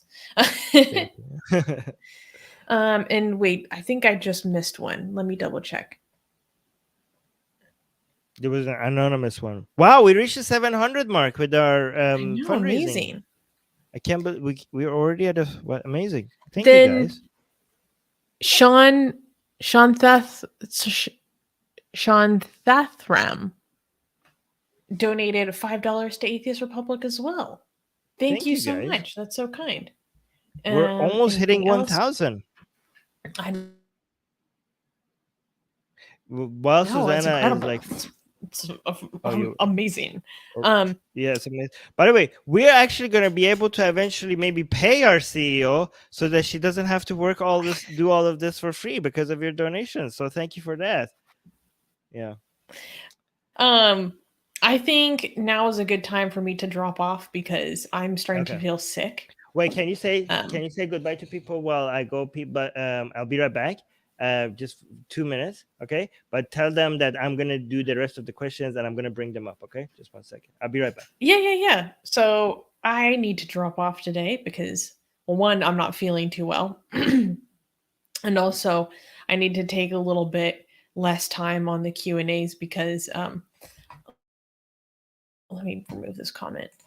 I have a job, I have a lot of responsibilities in my personal life, and I need to devote more time to taking care of those things and myself. So unfortunately, I won't be able to spend as much time on the Q&As. And wait, Dia saying you guys are missing the questions from the donors in the live chat? Shoot. Oh wait, no, here's a question from Shantathram. Okay. Donors, please tag Atheist Republic with your questions. Let me double check. Is that the only one that we missed? I'm checking. See, this system is a little more difficult. Yeah, but we need people to help us figure them out. The other thing is that, well, both of the people I live with right now have the disease that's going around. Oh, here. So Dee I'm is helping us am out. I sick? The Canadian Catholic also asked us a question. Hold on, let's go find it. Yeah, that was a way earlier in the chat. And we Didn't did we save ask? that one. We saved it? Mm-hmm. Okay, yeah, we're good. Oh, yeah, I have it. I will answer it. Don't worry. Susanna, you could go ahead. I will take care of the rest of the questions. Okay, well, fingers crossed I don't have the disease. So I'll see you guys soon. And stay tuned for in 2 days we have the news show, and I will see everyone on the news show. Yes. Okay. Awesome. Bye. All right. Bye. Okay. So Susanna is gone. I'm going to show you on the screen what I'm about to do. Okay. After I answer the remaining, well, actually, I could do that at the same time, right? So if you go to the on our channel, if you go to the community tab, I'm going to make a post here. I'm going to make it to all members. So only our members will be able to see it. So I'm going to post a link here. You're not going to be able to see it right now. Okay. I'm going to say, ask your questions on air, right? So I'm going to post a link right after this. And that means that if you click on the link, you should be able to come right up here and just ask me your questions live. But you have to be a channel member to be able to see that. Okay. So I'm going to now remove this so people can't see it, the link. All right. So the link is there. The link is right there right now. Okay. So for members who want to be able to come up and ask me their questions live, right? But we still have, let me finish answering the donor questions by the Canadian Catholic and also Shantharam. Okay. So Canadian Catholic is saying question 1, why are you anti-Catholic? 2, why do you desecrate the Quran? 3, do you condemn atheists? Terrorism. Okay, I shouldn't say that word but I did it because YouTube is sensitive about these kind of words. Okay, so why are you anti-Catholic? We are against every religion because they have claims that are not backed by evidence. So we're against falsehood in general. Oh, Oxymoron is here. Okay, well, I'll bring you up after I answer the 2 donor questions, and then I'll bring you up. Okay. So that's the reason why we're anti-Catholic. Every falsehood, any claim without evidence, we're against it. Number 2, why do you desecrate the Quran? I have a video called "Why I Burn the Quran." Let me see if I could find it. I go over all the reasons why I burn the Quran, but the main one is for free speech. It's not showing up. Armin, Navabi. Is my connection slow today? Yeah, search for "Why I Burn the Quran," Armin Navabi, and you should be able to see it.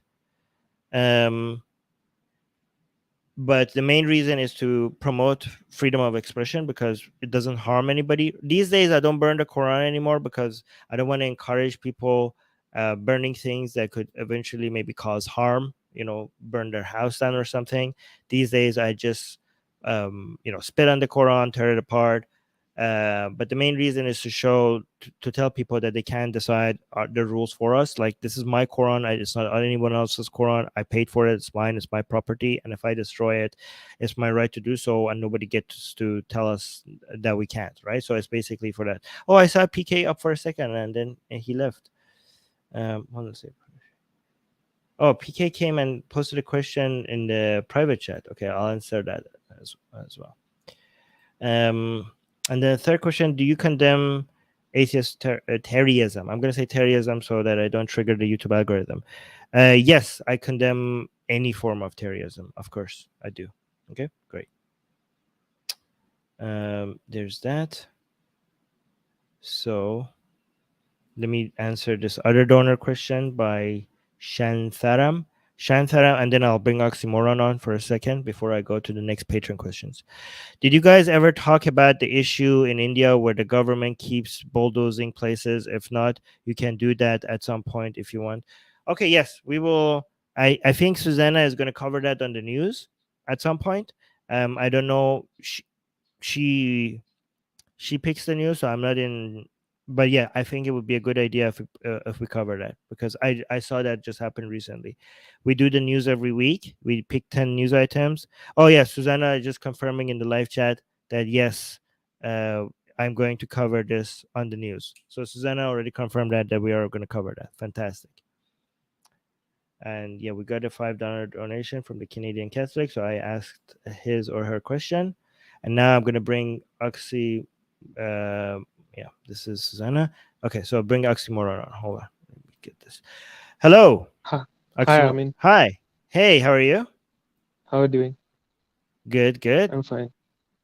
Can I repeat the question again about Kashmir? Yes, yes. Go ahead. So the problem is I'm changing my accent because nobody should recognize me.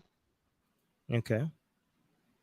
So what happened in Kashmir was, first it was an independent state, not really independent, but under British rule, under a monarchy.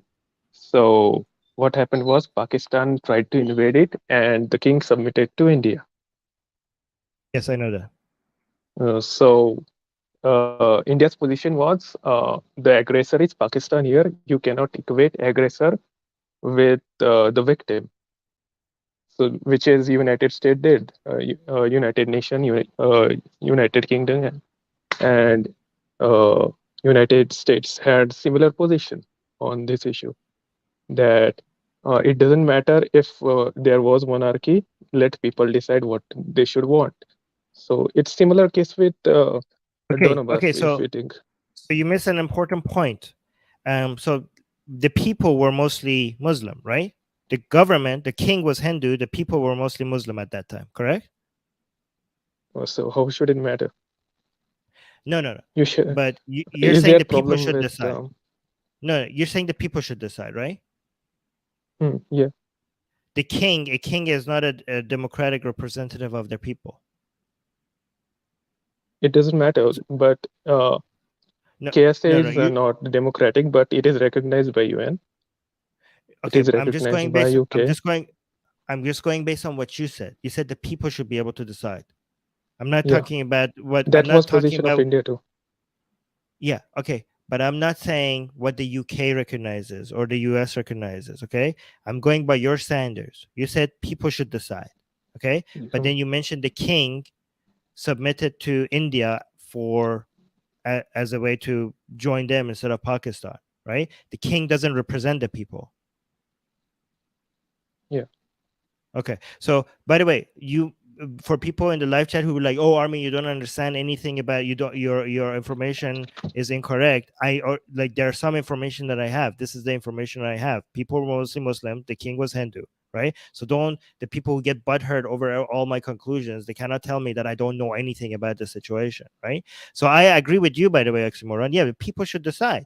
So I like the fact that India promised people there that they will have a vote at some point. Do you agree that that was the promise that India made to Kashmiri? Yeah, under certain conditions, and at some point. After that, the conditions weren't met. India held position that this cannot be done because you are extending the conflict way too ahead, and it's damaging democratics. But don't you see how that is an excuse that could constantly be used for not giving people their vote? Do you see but how that it's good excuse. Okay, what's the excuse? So there was demographic change done, like there's being done in Donbass by Azovs. Yeah, but demographic change is also being done by India. But even if you go by the demographics right at the point where Pakistan was invading. Okay, so but here's the thing: I don't endorse Pakistan's invasion, right? I also think like if people in Kashmir are not happy with Pakistan's invasion, it makes sense for India to come maybe help them if they want to. Okay, but I don't. But at the end of the day, at that point, most people in Kashmir would have probably. What do you think? Okay, here's my question to you: without Pakistan's demographic engineering and India's demographic engineering, what do you think Kashmir at that point would have voted for? Okay, from option A, join Pakistan; option B, join India; option C, become an independent country as Kashmir. What do you think at that point they would vote for? What would they There vote was for? no option C. There were only two options, Pakistan or India. I So know, but Jinnah if there wanted, was an option, no, I'm I think asking it you was if there India. was, they would have like the Yeah. majority Muslim population of Kashmir would have opted to Yes. join India. How do you Yes, know that? because leaders were very pro-India. The Sheikh Abdullah at that point of time. But the leaders, again, these are kings. These are not democratically elected. They don't No. represent the He people. was a leader. He was politician. I know he was a leader, but he wasn't. Okay, a king is a politician. Obviously, I didn't say he's not a politician. I said he's not representative of the people. Just because somebody's a politician, that doesn't make them representative of the people. A monarch is not a representative of the He people wasn't a he's monarch. representing. He wasn't a You just monarch. said he was He a was king. Muslim leader. He was Muslim leader and friend You of Nehru. called him a king. Was he democratically elected? Yeah. After that, he was democratically Wait. elected for a long So time. why are you giving me bad information? Why are you calling him a king? He's not a king. King was Hindu. He's not a Hindu. He's Muslim leader. In So you're saying they had a pro-India leader, parliamentary. which No, Pakistan you're did saying not they had want a in that king. phase. You said they have a Hindu king, and they also had a parliament. Like they also had like a what did they have? A Yeah, there president? was functioning parliament. There were prime ministers and stuff. Oh, they Under were that. prime minister. Okay, but whenever I hear about, okay, correct me if I'm wrong. Whenever I hear about Kashmir going to India and telling us to please defend us, I hear about the Hindu king doing that. I hear about the fact that the leaders were Hindu, and that's why they went to India against the wishes of the people. Do I have incorrect information? Yeah. And it changes the fact then, because UN had a dissimilar position before. No, okay. So When here's it the thing. comes How about to this? Russia. How would we both, me and you, admit that we can't know the people's will without an actual referendum? That's the whole point of a referendum. We Well, don't know what people. this applies to then Ukraine too. We couldn't have known because the Donbass is a very pro-Russian area, which was Okay, I have demographic. Ibn Riyam, who is a Kashmiri. Okay, should I bring him up and he's right now, he's a member, so he wants to come up. Should I bring him up Okay. at the same time? Okay, Yeah. no problem. Okay, Ibn Riyam is here. Hi. Hello, good afternoon, good morning. Sorry, it's 6 o'clock here in the UK. How are you? Good. How are you?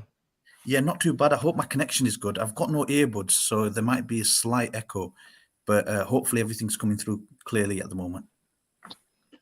Yeah, it's coming up very clearly. Please give us your viewpoint on this, given that you have your Kashmir. It's really good that you're here. Thank you for coming.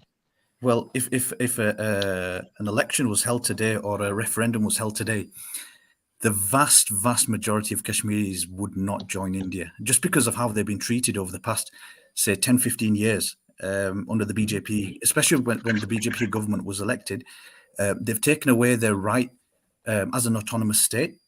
They're not getting the vote. They're not having the opportunity to decide their own future. And it's not a good state at the moment. I don't think many Kashmiris would decide to join India at this current moment in time.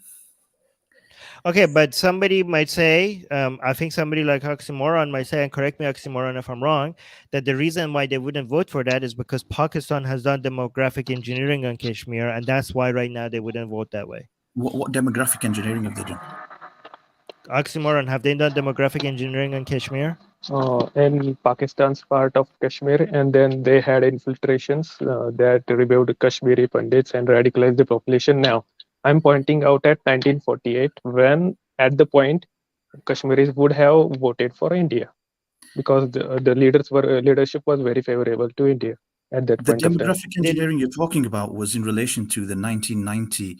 There was violence against Hindus that were in that region at the time, which was completely unacceptable, of course. But Hindus only represented a tiny proportion of the population, even in 1990. I mean, they didn't represent that much of the population. No, I'm talking about radicalization too. Eh? Radicalization of Muslim population subsequent. Well, yeah, but not the whole Muslim population, maybe a small proportion. But no, it was very significant because but there was ethnic cleansing of Hindus. It didn't happen before. Yeah, it did. In 1990, there was an ethnic cleansing of Hindus, but what I'm saying is they represented such a small proportion of the population in Kashmir, in any case, that the majority of people would not, even in 1990, decide to join India, right? So oxymoron. What's happening is that we're obviously the ethnic cleansing of Hindus in Kashmir is like a horrible crime. Okay, horrible crime. Okay, so we're not dismissing that, but the point is that given that they were a small percentage of the population, even with that horrible crime that has happened to them, the voting wouldn't have affected a referendum. You keep talking about the leaders. The leaders of Kashmir were mostly Hindus, but you're putting too much weight on the decision-making process of the leaders, but you should be actually putting more weight on the decision of the people, not just the leader. The leaders are supposed to do the will of the people. The will of the people before that crime, before the genocide on Hindus, and after, on average, would have still not been to join India. No, I disagree with that. I'm saying in today Kashmiri Muslims won't join India, but that wasn't the case in 1948. How do you know this? Look, Pakistan wanted Abdullahs out of equation, who were Muslim leaders and pro-Hindu, pro-Nehru. Nehru and they were friends at that time, at that point of time. So Pakistan and India rejected the. Can you put away the leaders, because we care more about no, the people? No, leaders are very important, because Pakistan's position was we want Abdullahs out of equation if referendum has to be happen. I'm not saying the leaders are not important. Okay, I'm just going by your own standard at the beginning where you said it needs to be the will of the people. Okay, so that takes priority, what the people want, not what the leaders want. Okay, we want to see what the people want. So can we focus on the people rather than just the leaders? Because the leaders were mostly Hindu while the people were mostly Muslim. Okay, yes, I agree that there was a crime done against the Hindus in Kashmir, but that did not affect the fact that most people in India, that it didn't change the numbers by that much. Okay, so can you know, how would you know that the people of Kashmir at that point would have chosen to join India? Not the leaders, but the people. Look, this is many times many Muslims had chose to join India before, like the northwest front of Pakistan, which is mostly the Pathans. They wanted to join India. That is majority Muslims. Okay, many and majority of Muslims are two different claims. They were majority Muslims. Where's the evidence that the majority Frontier province wanted to join India? Where's the evidence that the majority of people in that region? This is Pashtun, the most probably the most religious Muslims in Pakistan. Where's your evidence that they wanted to join India? There is no way you can know this without a referendum. Yeah, exactly. Or any polling? In 1947, before partition, the Northwest Front voted for India for Congress. And which was a Muslim majority area voting for Congress, which is secular Hindu party. They did not vote for Muslim League, which was pro-partition. Because they voted for a particular party that they wanted to be part of India, but I don't think that's evidence that they wanted to be a part of India. Look, if you vote for Muslim League, especially pro-partition. Like most Muslims. Wait, is this before the partition or after the partition? Yeah, this is before partition. This was about when India was to be partitioned. There were two groups, the Muslim League and the Congress. So the Northwest Front, they did not vote for Muslim League. Okay, but if your claim is true, then the partition showed that most Muslims actually didn't want to be part of India. That's why they No, left. most Muslims wanted to be part of Pakistan, but this particular area did not want to be. Pathans did Okay, not so want you're to be. talking about a particular area. Yes, Armin, What is you're this? talking about listen, Kashmir. the ironic thing is that the people in 1948 who invaded Kashmir from Pakistan side were the Pashtun in that region, in the Yes, tribal Afghans. areas. Yes, Yes, so but I find it ironic that they both would say invade. different things. I would find it ironic Okay. that a couple of years after independence, the same people that would vote to be part of India would go in and invade Kashmir so that it can become part of Pakistan. Don't you think that's slightly odd? Oxymoron. It's Even odd, but you should vote pattern shows different things. the only way you could know about what people in Kashmir want is to let them decide. That's the only way you could know that. And India Yes. has taken that right away from them. No. This is where the nature of elections changed the thing. So Pakistan did not want a Kashmiri leader to be present in Kashmir during elections. He was a Kashmiri leader. So why didn't Pakistan want Abdullah to be around? Jinnah particularly said he's We're friends with talking about Nehru. 2020. We're talking about 2022. No, I'm talking about 1948. This is about 1948. This is not about 2020. Today, I don't think Muslims want to be living with India, Kashmiri Muslims. They don't. Not, They don't because they're treated like second-class citizens. That's why. it doesn't matter. Right. I'm doesn't talking matter. about We 1948. need to move No, on I'm to- talking about. I have other Yes. patron questions, and I also have Idris waiting for me to bring. He just became a member, so I need to bring him up as well. But if you guys want, the three of us could have a dedicated stream about this at one point. How about that? Do you guys would be interested in that? Okay, I'm happy. I don't know much, but you give us a date, I'll do the research, and Okay. Yeah. Okay. So how about you both email me at armin.navabi@gmail.com, and we could set up a stream about this. I could even invite Harris Sultan to this. How about that? Okay. If he's interested. That would be good. My interactions with Harris Sultan are not very positive, but That's good. That makes it more interesting. I'm happy. Can we do about Is it CA? armin.navabi@gmail.com, did you say? Yes. My first name dot my last name @gmail.com. Okay. Cool. No worries. All right. Oxymoron, I'm gonna move on to other people. But I will bring you up on future streams as well. Okay. Okay. Bye. Okay, thank you so much. Ibn Qiyam, did you have any other questions separate from this whole? Okay, go on. Yes, I have a specific question. Okay. And it's in relation to Daniel Haqiqatjou. I was wondering if you've watched his. I know you watched his debate with Destiny. I'm just wondering if you watched his debate with Mr. Girl on Modern Day Debate. Did you watch it? Yeah. Yeah. And how do you think those two debates contrast with his debate with Harris Sultan and Apostate Prophet? I think it was a lot more illuminating, because I think Daniel Haqiqatjou was not used to somebody like Mr. Girl talking, like he knows our comebacks, but he wasn't familiar with Mr. Girl. What did you think about it? I think Daniel did very, very poorly against, especially against Destiny, but also against Mr. Girl. And I think he did really well when he debated Apostate Prophet, and when he debated Harris Sultan. I think it came across far better than those two.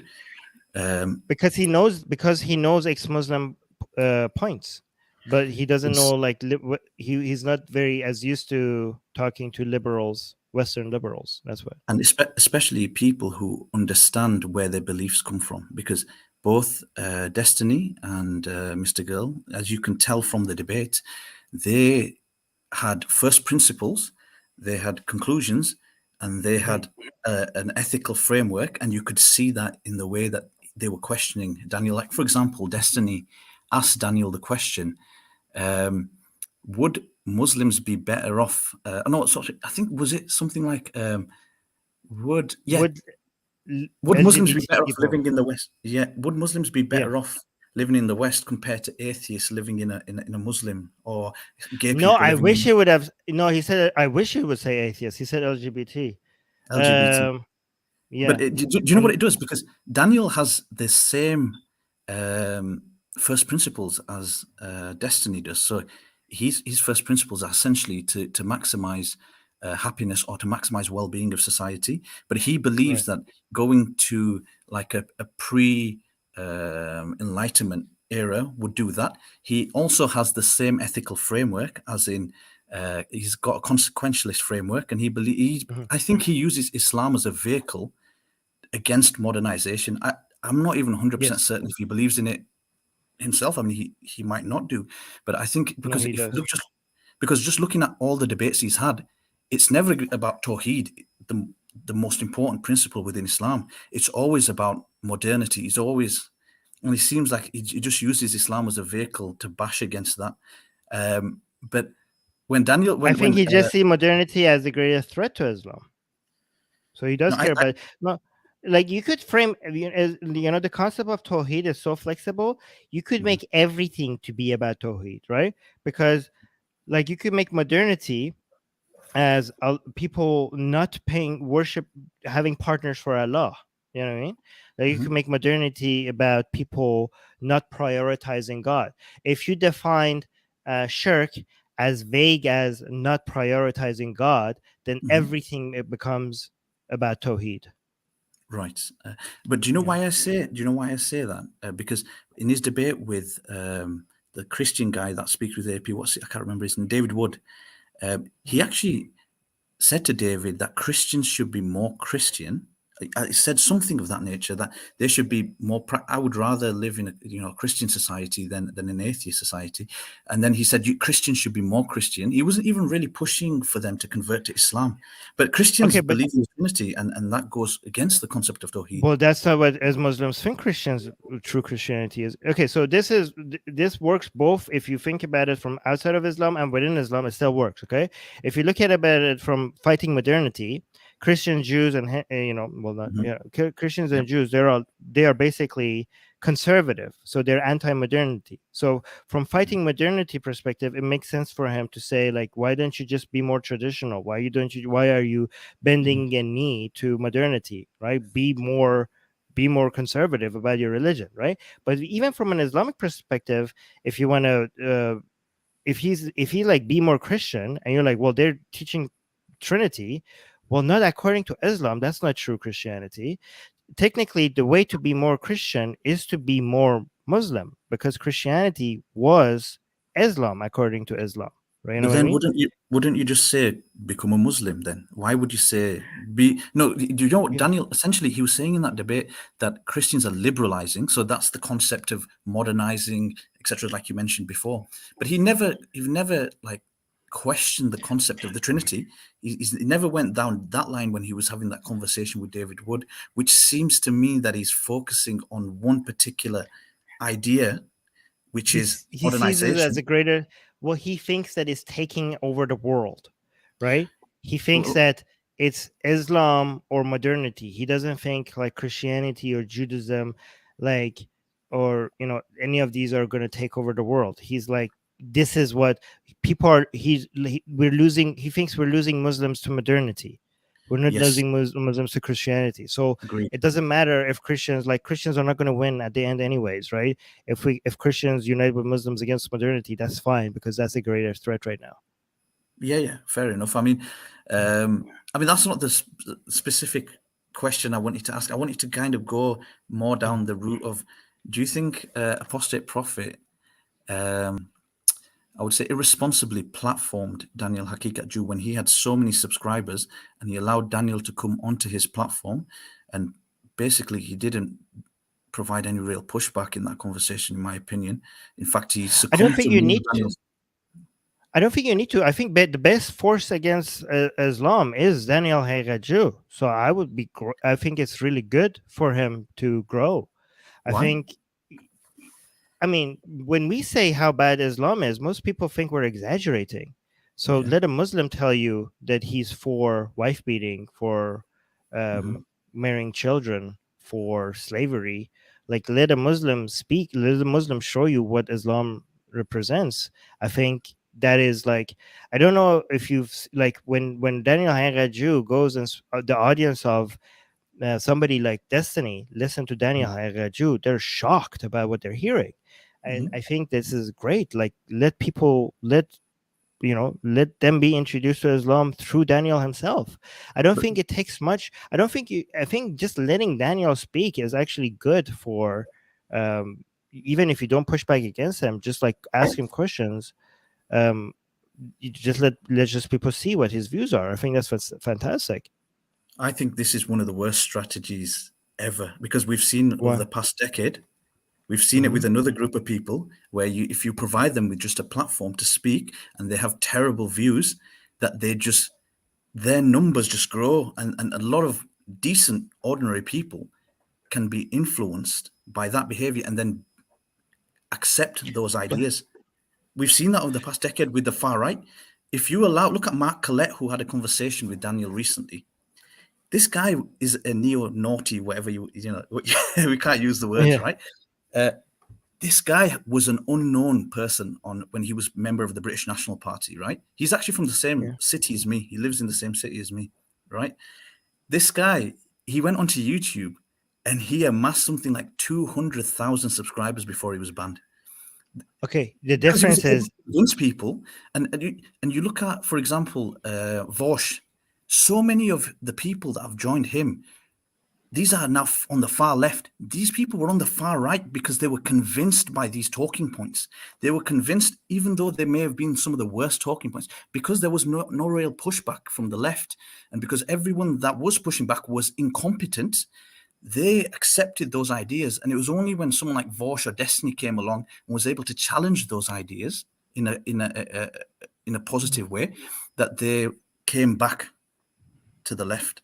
So I think it's very dangerous to let Daniel. If you look at the chat in Mr. Girl's conversation that he had with Daniel, so many people in the chat were on his side. Christians, people who were conservative atheists. That's his demographic. He wants to bring conservative far right people to his position, and he even tries to bring people on the left as well, because he uses the anti-colonization type argument. He's trying to pull people on both sides, and he's doing it successfully. You can see the growth of his channel.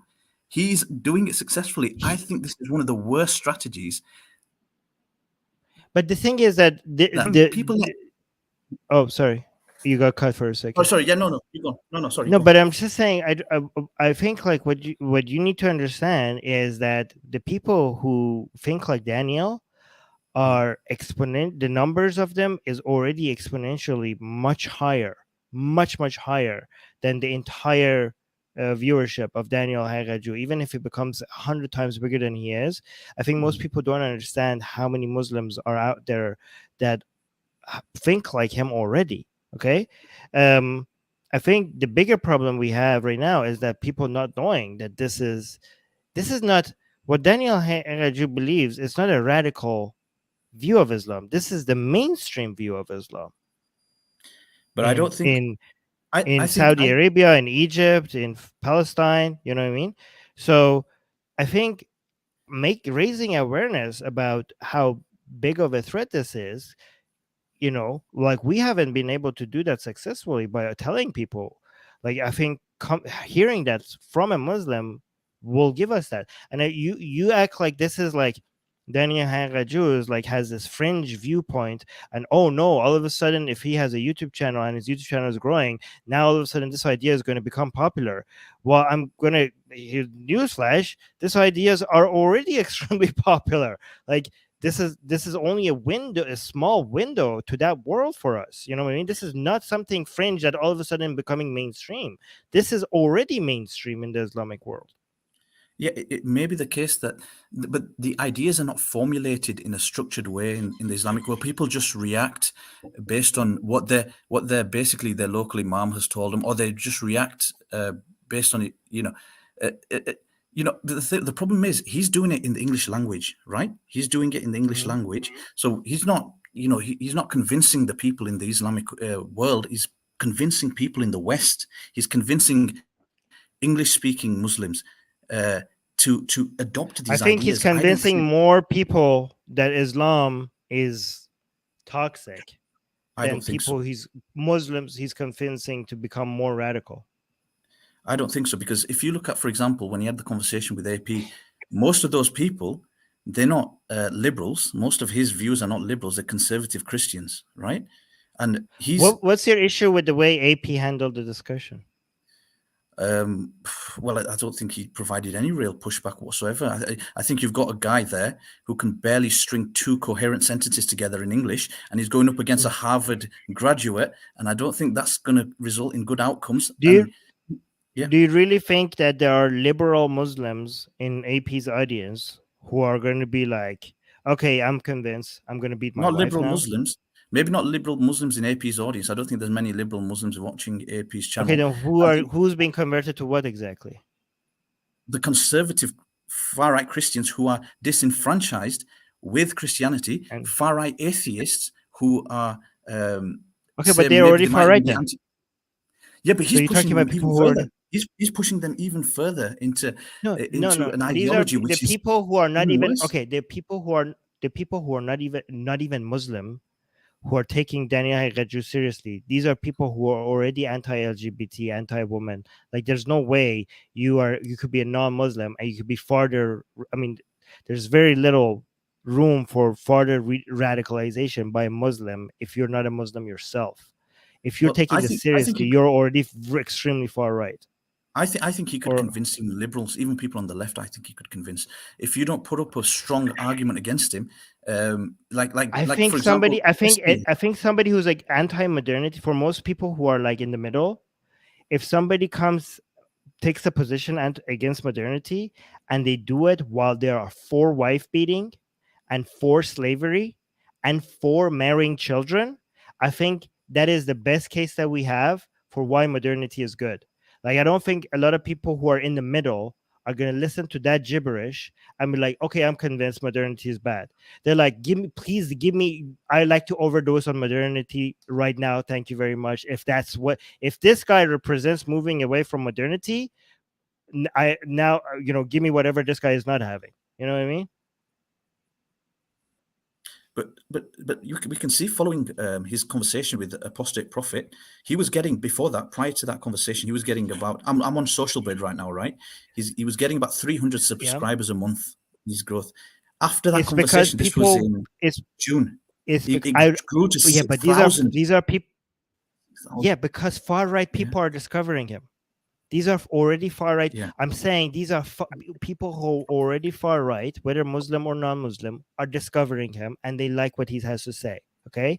I think people who are not far right, if you see this person being anti-modernity while promoting marrying children, I'm thinking more people would be like, even people who are like in the middle but somewhat anti-modernity, they would be disgusted by an anti-modernity position if this person represents them. I think you overestimate the capacity of the people who are online and the demographics. No, basically, I'm talking. I'm actually underestimating him. I'm actually underestimating him because this is not even a rational thought.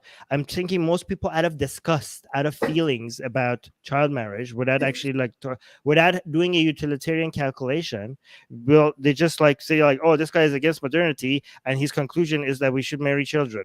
Okay, that's gross. I don't like that. Maybe I like modernity. Like, it doesn't take much. You don't need that much emotional intelligence for you to come up with these conclusions. But most people who are watching these channels, they're young people. They're very young people, and they're formulating their arguments. They have not settled in a strict position. They're still formulating their arguments, and they could hear Daniel, who is able to.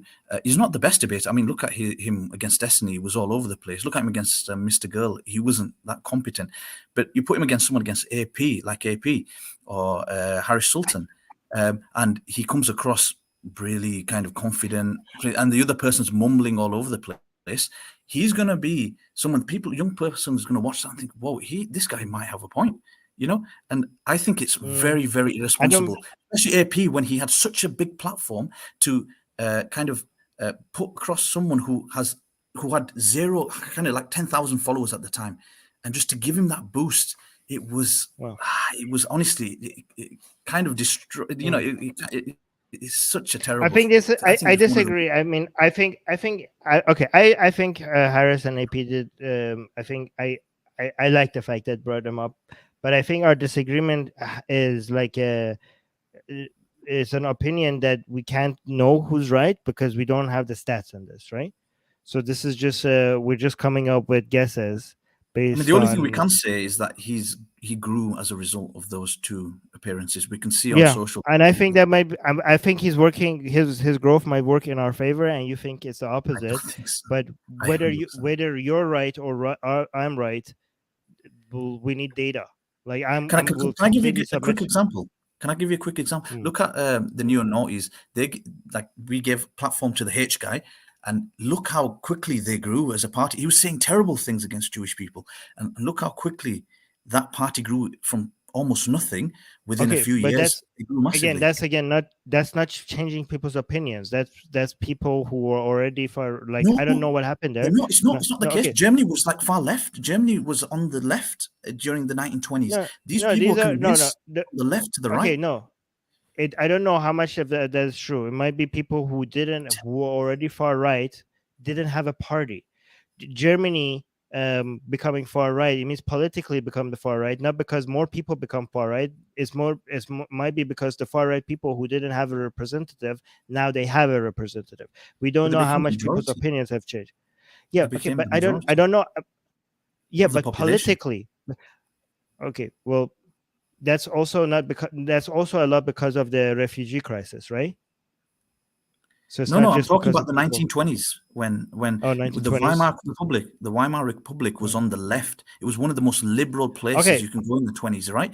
And then you had we gave platform to the H guy. Do you know we gave him and we had all of a sudden a massive growth in the far right. A lot of people on the left adopted far right positions because they heard this guy. He had a really good voice. He was charismatic, etc. And they adopted his positions. But the deplatforming has also worked in their favor too, right? It hasn't. So, for example, if you look, like for example, if you look if you look at people like Ben Shapiro or Jordan Peterson, or some other people like that, the main reason, or Milo, right? The reason why they became famous and got a major audience is because of the deplatforming. I have experience with this as well because I was deplatformed from a university speech, and I gained a bigger following because of it. You know what I mean? University speech is one thing. A university speech is one thing, and Ben Shapiro and Thingy, they did grow on YouTube. They grow. Their followers. Oh my God, we YouTube. lost Look at Idris. Milo. Look at Milo. Sorry, I just want to finish this just quickly. Look at Milo. He grew as a result of deplatforming on the university. His YouTube channel grew, but when the YouTube channel was axed, he's basically he's a nobody now. No one talks about Milo Yiannopoulos. And I'm just saying it works both ways because if you want to deplatform somebody, the only way it works if you could completely deplatform them. Because if you deplatform them, he's a pariah right now. Like Milo was like completely dismissed from almost everywhere. Okay, almost everywhere. So, but if you partly deplatform somebody, right, then their relevance will increase rather than decrease. If you deplatform them from a stage where they're talking to 100 people, 200 people, then they can use that as a vehicle for growth. It could backfire. I'm just saying it could backfire, okay? Because we have examples of it backfiring. But anyways, I just lost Idris. Was waiting to come up here as a. Sorry, yeah, I've taken up too much time. Sorry, yeah. Okay. Sorry, because Idris, I'm so sad because Idris he just became a member just so that he could come up here, and then we spoke for so long. This was supposed to be just one question, but this is interesting. We'll let other people. I get your point, and here's the thing: I will admit that you might be completely correct. Okay, I might. I'm not saying I'm not very sure about my position. Okay, so I'll give you that. Okay.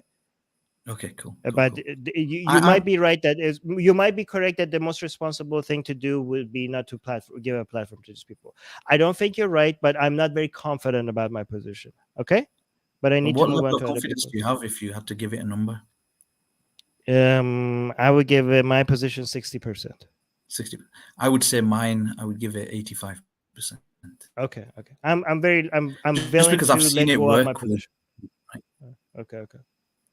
I'm more willing to let go of my position as soon as But sorry, but I hope you don't think I give you a lot of time, right? So you're not You gave me plenty of time. Yeah. it was No, yeah.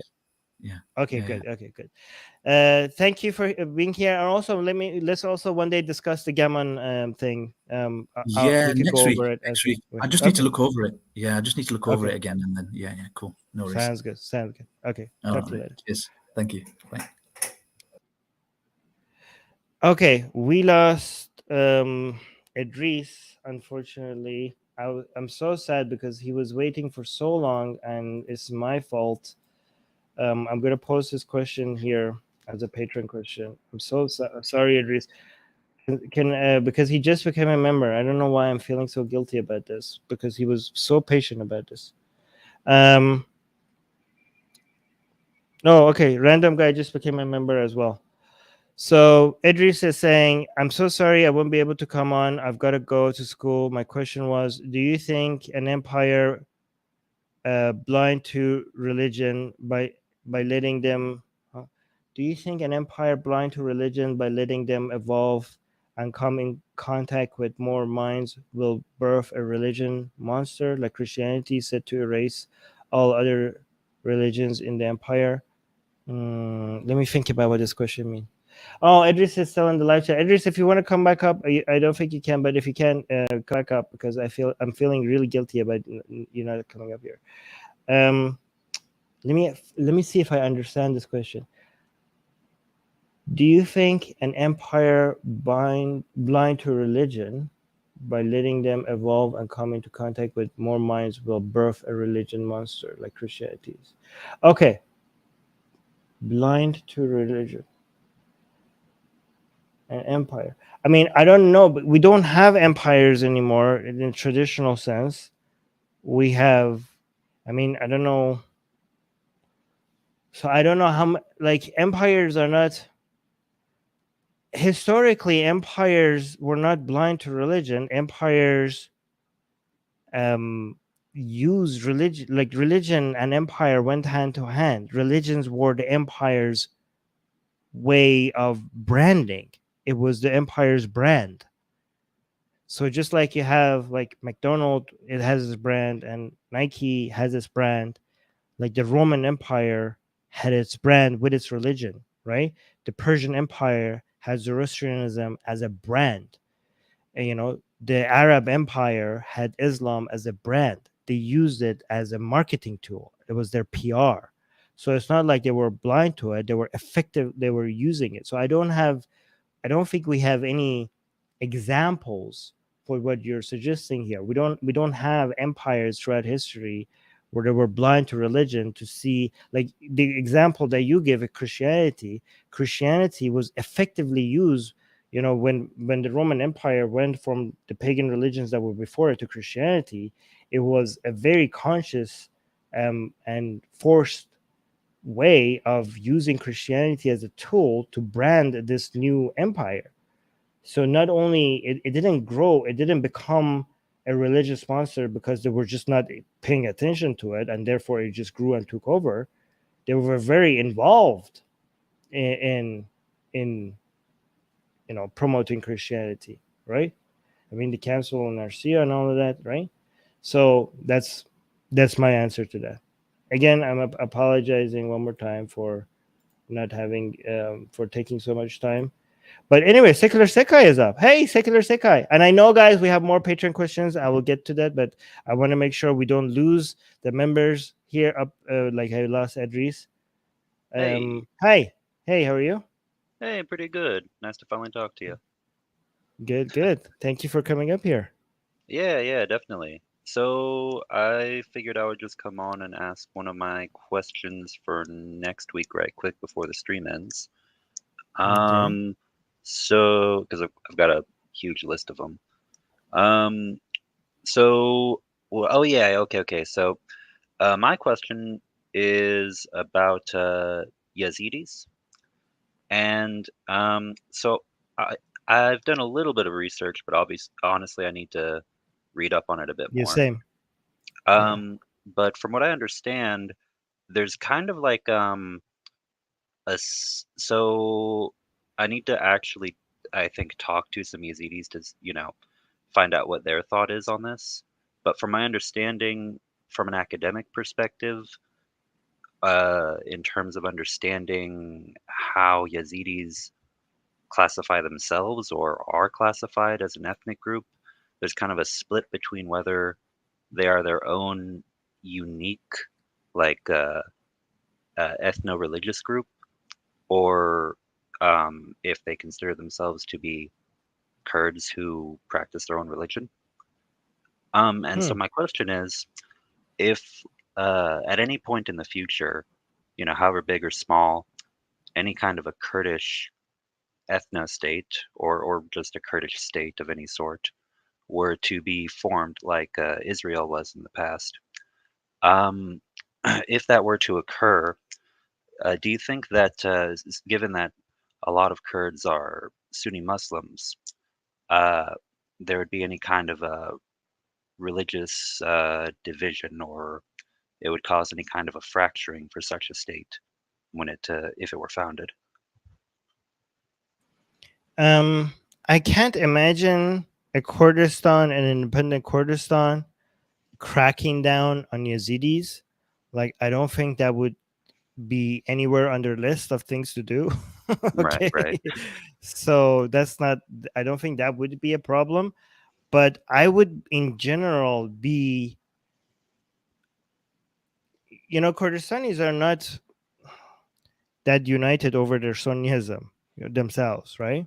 Mm, Like, we have a lot of very liberal Kurds, we have a lot of communist Kurds, we have a lot of Kurds that are very, very close to Israel, right? Which has mhm, used against them by other Muslims in the area, right? We have a lot of atheists and a lot of Sunni Kurds, right?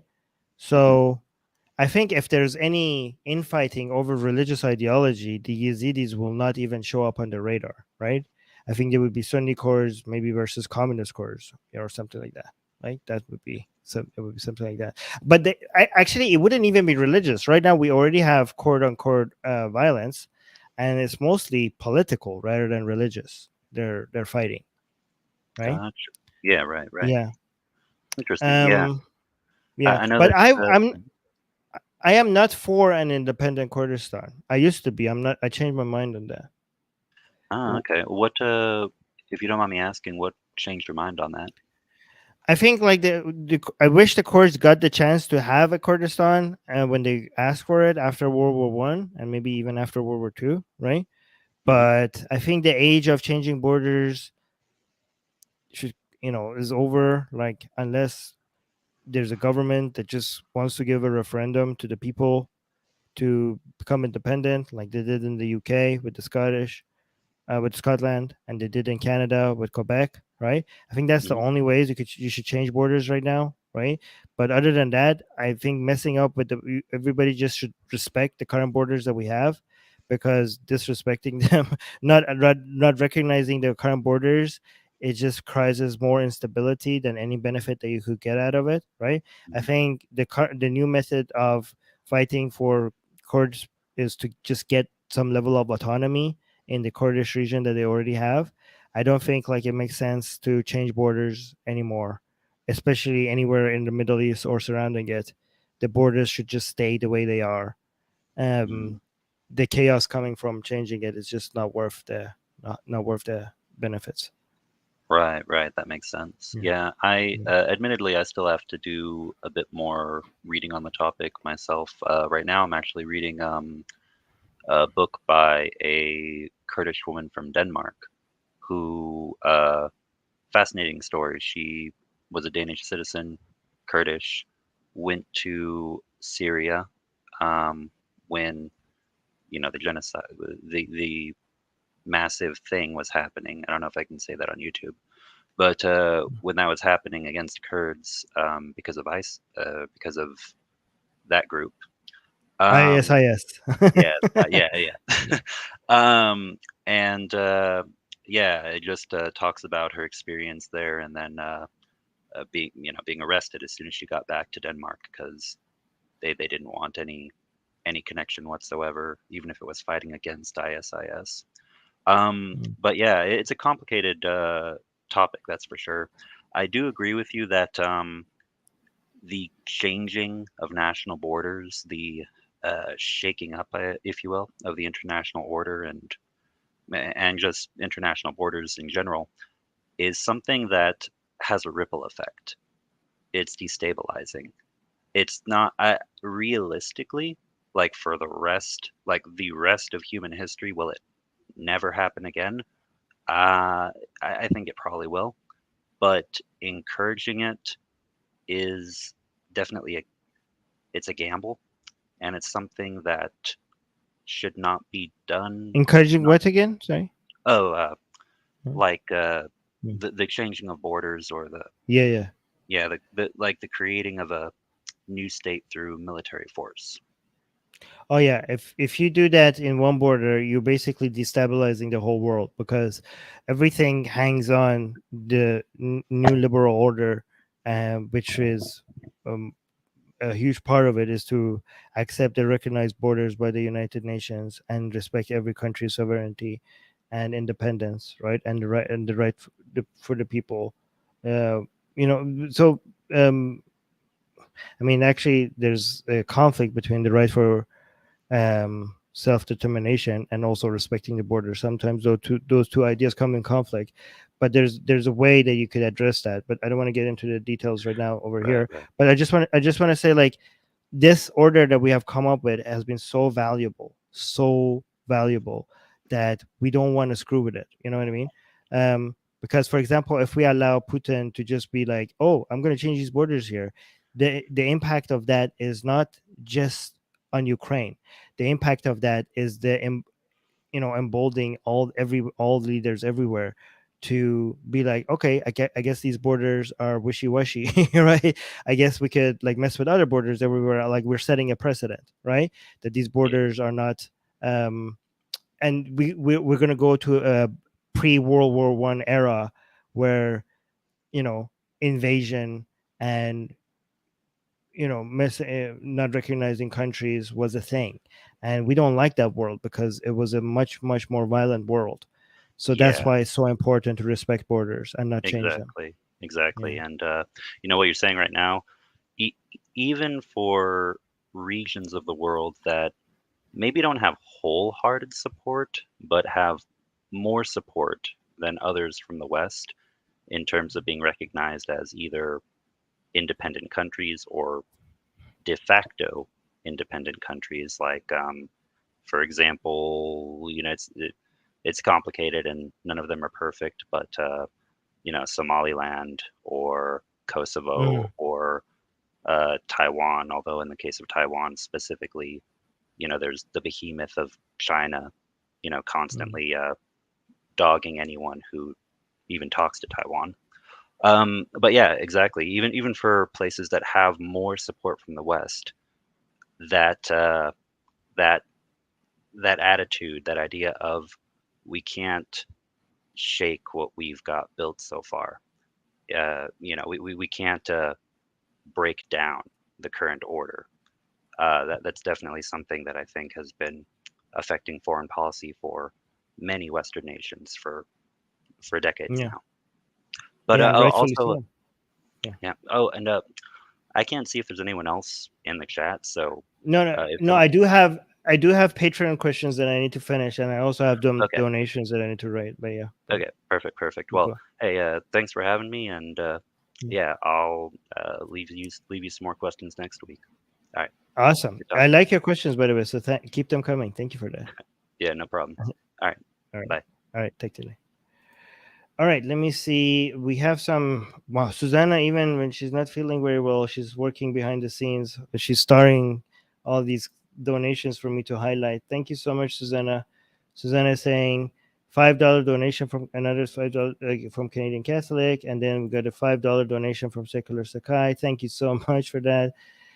Yep, Susanna is reminding me that I didn't finish the Patreon questions. I will get to that. And also she started this for me saying, when will you, Ankit is saying, when will okay, so it's not my fault, this is just I'm going to fix it and read it. When will you do your next live stream on Hinduism? either next week or the next week after, and I'm going to turn it into a weekly thing. Okay, so sorry for the delay, but I will do that. And also, we got apparently a $10 donation from the Bread of Life. Thank you so much for our Christian viewer, a Christian fan who always seems to be donating to us. So very grateful for that. Thank you for that. Okay, so and there's this. I'm gonna unstart this one. Did I miss anything? No. So let's finish the Patreon questions. There we go. So we have 3 Patreon questions left. Okay, so here's one from Secular Proton. He's saying, what do you think about the negative effects of cryptocurrencies? Ooh, okay, let's get started.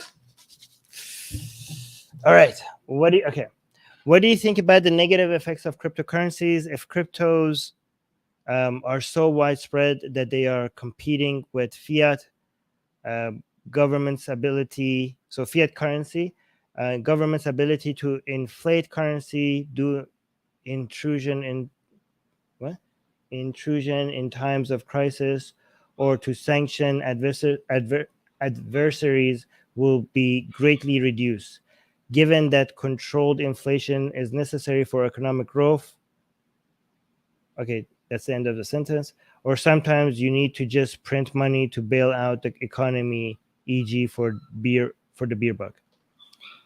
Okay, so yeah, there will be a lot of negative effects, and it will also take a lot of control away from the government.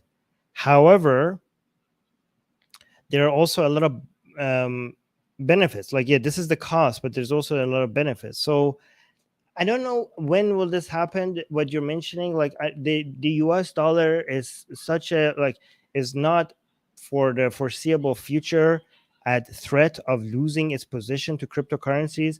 I think for these things to happen, United States has to lose its status as a world reserve currency, and I don't think even if that threat exists it doesn't exist in the foreseeable future. Like a lot of people think China's currency is going to take over, but if you actually look at the percentages, it's so far away. The runner up to US dollar is not even remote. China's currency is not even remotely close. Euros is actually a lot closer, right?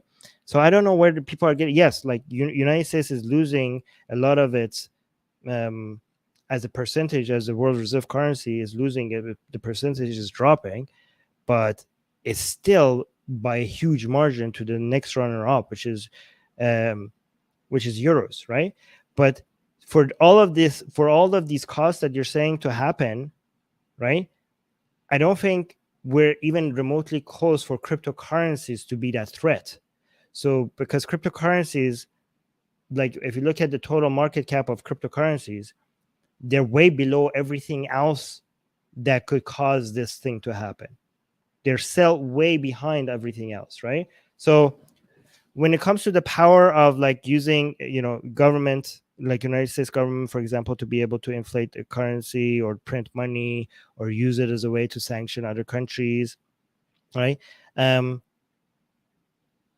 For that ability to be lost, I think another currency taking the place of the US dollar is a lot more likely for now to happen, unless in the next 50 years something happens about cryptocurrencies that they just take over the world, right?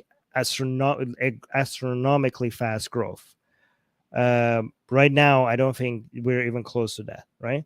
So 2 things, right? The main threat is not from cryptocurrencies yet, right? But even this other currencies as a threat, they're still so far away, so far behind, right? And we the world's history of having one major reserve currency is how long? It's 400 years old, okay? That 400 years, that doesn't mean that there's no other alternative. We could potentially have a world where we have multiple reserve currencies where none of them is dominant.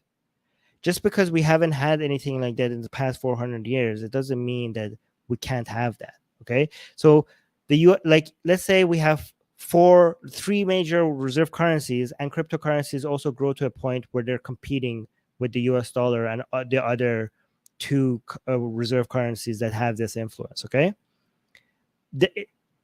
the fact that they're competing doesn't mean that they have to completely knock it out of the park. Like completely like replace them. We have, we might eventually have a world where we have multiple reserve currencies, right? We haven't had that before, but it doesn't mean that it's impossible. In that world, the United States dollar will still have a major impact, even though a lesser impact. So basically, United States as a government that has a reserve currency that maybe like it used to be 70% of banks' reserve currency, but now it's 50%. It means it still has a bite. It doesn't have to be completely destroyed, all right, for it not to have a bite, right?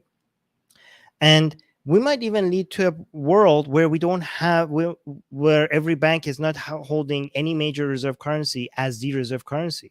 We might have banks holding a portfolio of currencies, a diverse portfolio of currencies, instead of having one reserve currency. Like that could be the new future, right? Like people are like, oh, this has how it was done in the past, as if it has to continue in the same way. It doesn't have to, right? And maybe part of that portfolio would be cryptocurrencies. Like we have seen now central banks looking into holding cryptocurrencies, right? As a way, banks at least, and sometimes central banks even being discussed as holding cryptocurrencies as a currency, right? As something that they hedging against inflation or hedging against other their own currency going up and down, right? So that's also a possibility, right? So it's not an all or none game like cryptocurrency is just going to come and replace other currencies, right? I think a lot of people who are into cryptocurrencies have this all or none attitude of like, oh my God, fiat is going to just completely be. So the people who are crypto deniers, right, think like, okay, this is all a scam and it's not going to do anything and it's all worthless and speculative, right? And it's just going to disappear at some point. But also the people who are too enthusiastic about cryptocurrencies, they think that fiat currency is just going to completely be wiped out with crypto. Like they're a little bit more too optimistic about cryptocurrencies, right? Especially given that we haven't had much history with cryptocurrencies. You don't get to be this certain about the future of cryptocurrencies with such such short history of it, right? They think it's just going to come and replace everything and we will have no fiat. It's possible that we will have a world where we live with both, right? Especially given that this whole blockchain technology will be used by central banks to make their own fiat currencies more powerful. Like a lot of people think blockchain technology is going to could only be used to make cryptocurrencies. No, central banks will eventually also look into blockchains to boost their already existing fiat currencies that are based on the blockchain, right? What are they called? CD something, CD, central bank digital currency. Central bank digital currency, is that what it's called? Yes, I got it. CBDCs, right? That would be on the blockchain and would be fiat. So they could also provide all the benefits of being on the blockchain to fiat. So fiat might not have the short shelf life that a lot of crypto enthusiasts think it has, right? So anyways, Susanna is talking about in the live chat. She's saying, when people talk about fiat, I only talk about the Italian cars. Okay. And also, by the way, a lot of people point to the fact that every currency has a shelf life, that like most major currencies will be completely, their valuation will go to close to zero at some point. And that is true. The US dollar at some point will be worthless. Okay. So would every currency, fiat currency at some point would be completely worthless. That doesn't mean that fiat as a concept, as a government-backed currency, the concept will go out the window, right? They will be replaced by other fiat currencies that they could also exist on the blockchain at the same time that they exist right now, as they could be on the blockchain and off the blockchain. Anyways, let me see if I addressed everything in this question. If cryptos are so widespread, yeah, I think people don't believe that they're going to be as widespread as people think. They could be part of cryptos could be beneficial as part of the solution to people's problem. Instead of this revolution that is just going to replace everything, is going to exist as parallel to the systems that we already have. It's going to make things better. It's not going to remove things. Let me give you an example, okay? The internet, people thought the internet is going to come and brick and mortar shops is just going to not exist. We won't have stores that we could walk into anymore, right? Or like paper and everything, like offices will completely, like it did. No, we have internet and we still have those things. We have less of those things, but now they exist as parallel to each other. It didn't wipe them off completely, okay? So now this new technology, blockchain technology, a lot of people is just going to like, oh, it's just going to destroy the internet. It's going to remove Facebook and YouTube. And all of these are like, oh, the days are numbered. They're completely gone. Web 2.0 is over, and Web 3.0 is going to come take over everything. No, they're going to exist in parallel with each other. Or fiat currency. Oh, fiat currency? No more fiat currency. Everything is going to be crypto. No, they're going to exist as parallel with each other. And if you look at it that way, then it's good because now people have more options. You know, when you need fiat, you use fiat. When you need crypto, you use crypto. And they're going to exist as parallel with each other, and more options is usually a good thing. Oh, Negar is here. Hi, Negar. Fiat, yes, fiat, not fiat. Okay, fine. Yes. I know I don't pronounce things properly. I know. Sue me. Do we get okay? Hold on.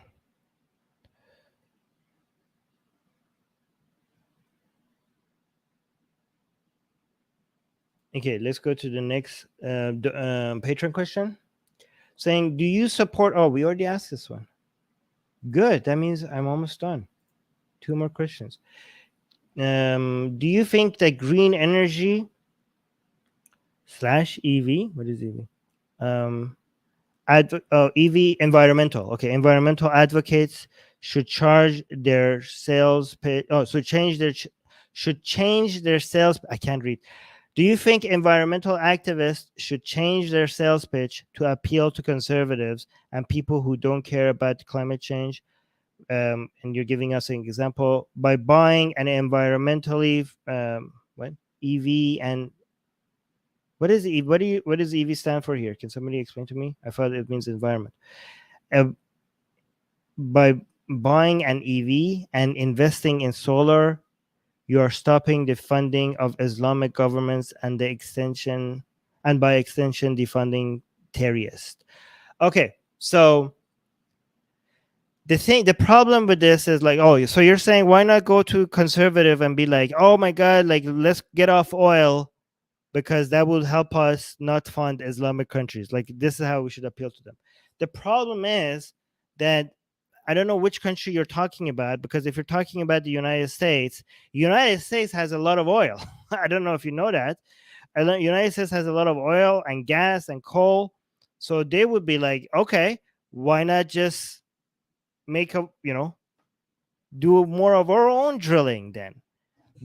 Because United States is a major oil exporter. And if you try to instead of telling them, people, guys, we need to save the planet. Instead of that, you tell them that we need to not buy oil from Iran and Saudi Arabia. Then they will be like, okay, well, here's a solution. We already have a lot of oil here in the United States and Canada, and gas in Canada. Right? So, no, that's not going to work. Because what would you say against that? Then there would be for more drilling in the United States itself. So, no. Oh, so by EV, you're saying electric vehicles. No. The problem with American conservatives is that they are mostly in favor of more drilling in the United States. And, they don't have any problem with United States being less dependent on Iran and Saudi Arabia and Venezuela. They don't have a problem with that. Their pitch is like the way that they're destroying the environment is that they're for more coal in the United States, therefore more oil and gas in the United States.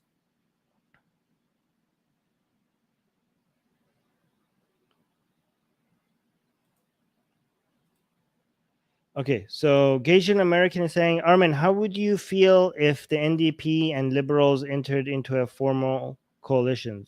Should they? I don't know. I have to be honest.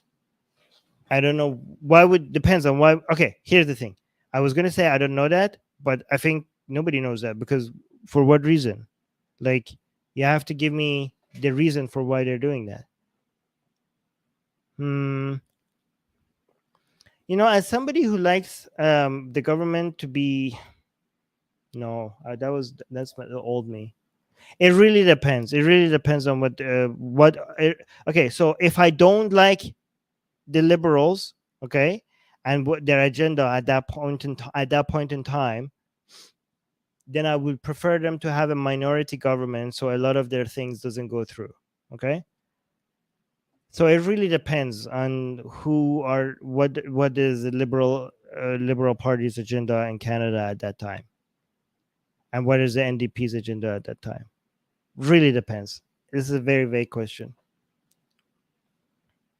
It really depends on the situation. Okay, so here's the thing: if that's the only way, for example, to stop the conservatives, then yeah, I would be for it. Oh, here's another Asian American question saying, should Taiwan, Australia, South Korea, and Japan join NATO? Yes, I think every country should join NATO. You know what? Russia should join NATO. Okay? Russia should have been offered to join NATO a long time ago. We wouldn't have any of this problem if we had that right now. Okay? In fact, expand NATO to the point where imagine if every single country in the world was part of NATO. That would by itself end all wars, right? If you attack one country, you're attacking every country. Wouldn't that be beautiful? That would by itself end every single war on the planet.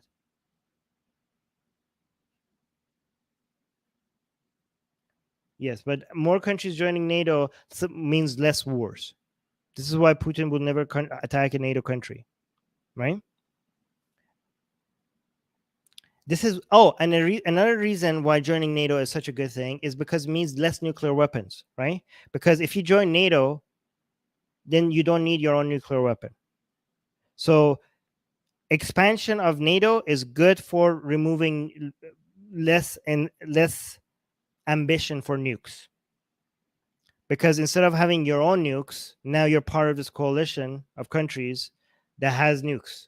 So you will have less small little countries who are like, well, look at Ukraine. They gave up their nukes, and now look what happened to them. I need a nuke. And everybody's like, I need a nuke. I need a nuke. Like, the alternative is just like joining a coalition of countries that they're just all, this is such an anti-war. The best way to, people think like having nukes, every country having nukes is the best way to prevent wars. That's a very dangerous gamble right there. Okay. The best, joining something like NATO is the most effective anti-war measure that I could come up with. Right. So, yeah.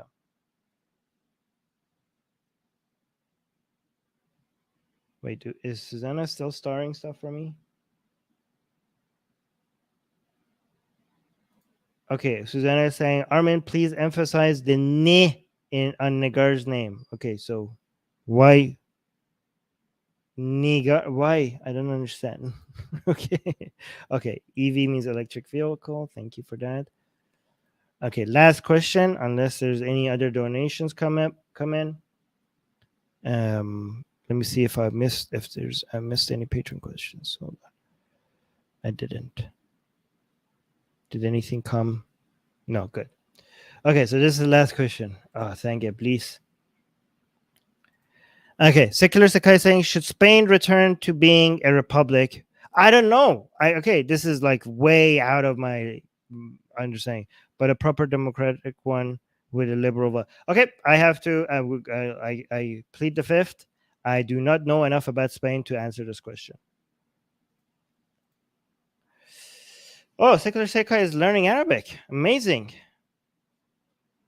You should go as a guest on our Arabic channel with Dolly. Susanna is learning Persian, so we should have, when Susanna learns gets better at Persian, I'm gonna invite her to the Persian show and talk to her in Persian. See how that goes. Anyways, okay, yeah. Sorry, I don't know much about Spain. Spain's politics. Yeah, Susanna's happy. All right, guys, gotta go. This was 3 hours, so I need to go. But again, please become a patron if you can. Link in the description. As a patron, you can send us your questions ahead of time, and we will answer it here. Or become a YouTube member. As a YouTube member, I will provide a link halfway through the show, so you could come up and ask your questions live on air, like we had today. So sorry again to Idris. I feel bad. Hopefully, Idris. Here's what I would say to Idris. Next time, even if we have people ahead of you coming up as members, because you were in line before today, I will bring you ahead of you. Your position would be ahead of other members to ask your question live on air. All right, guys. Talk to you soon. Bye.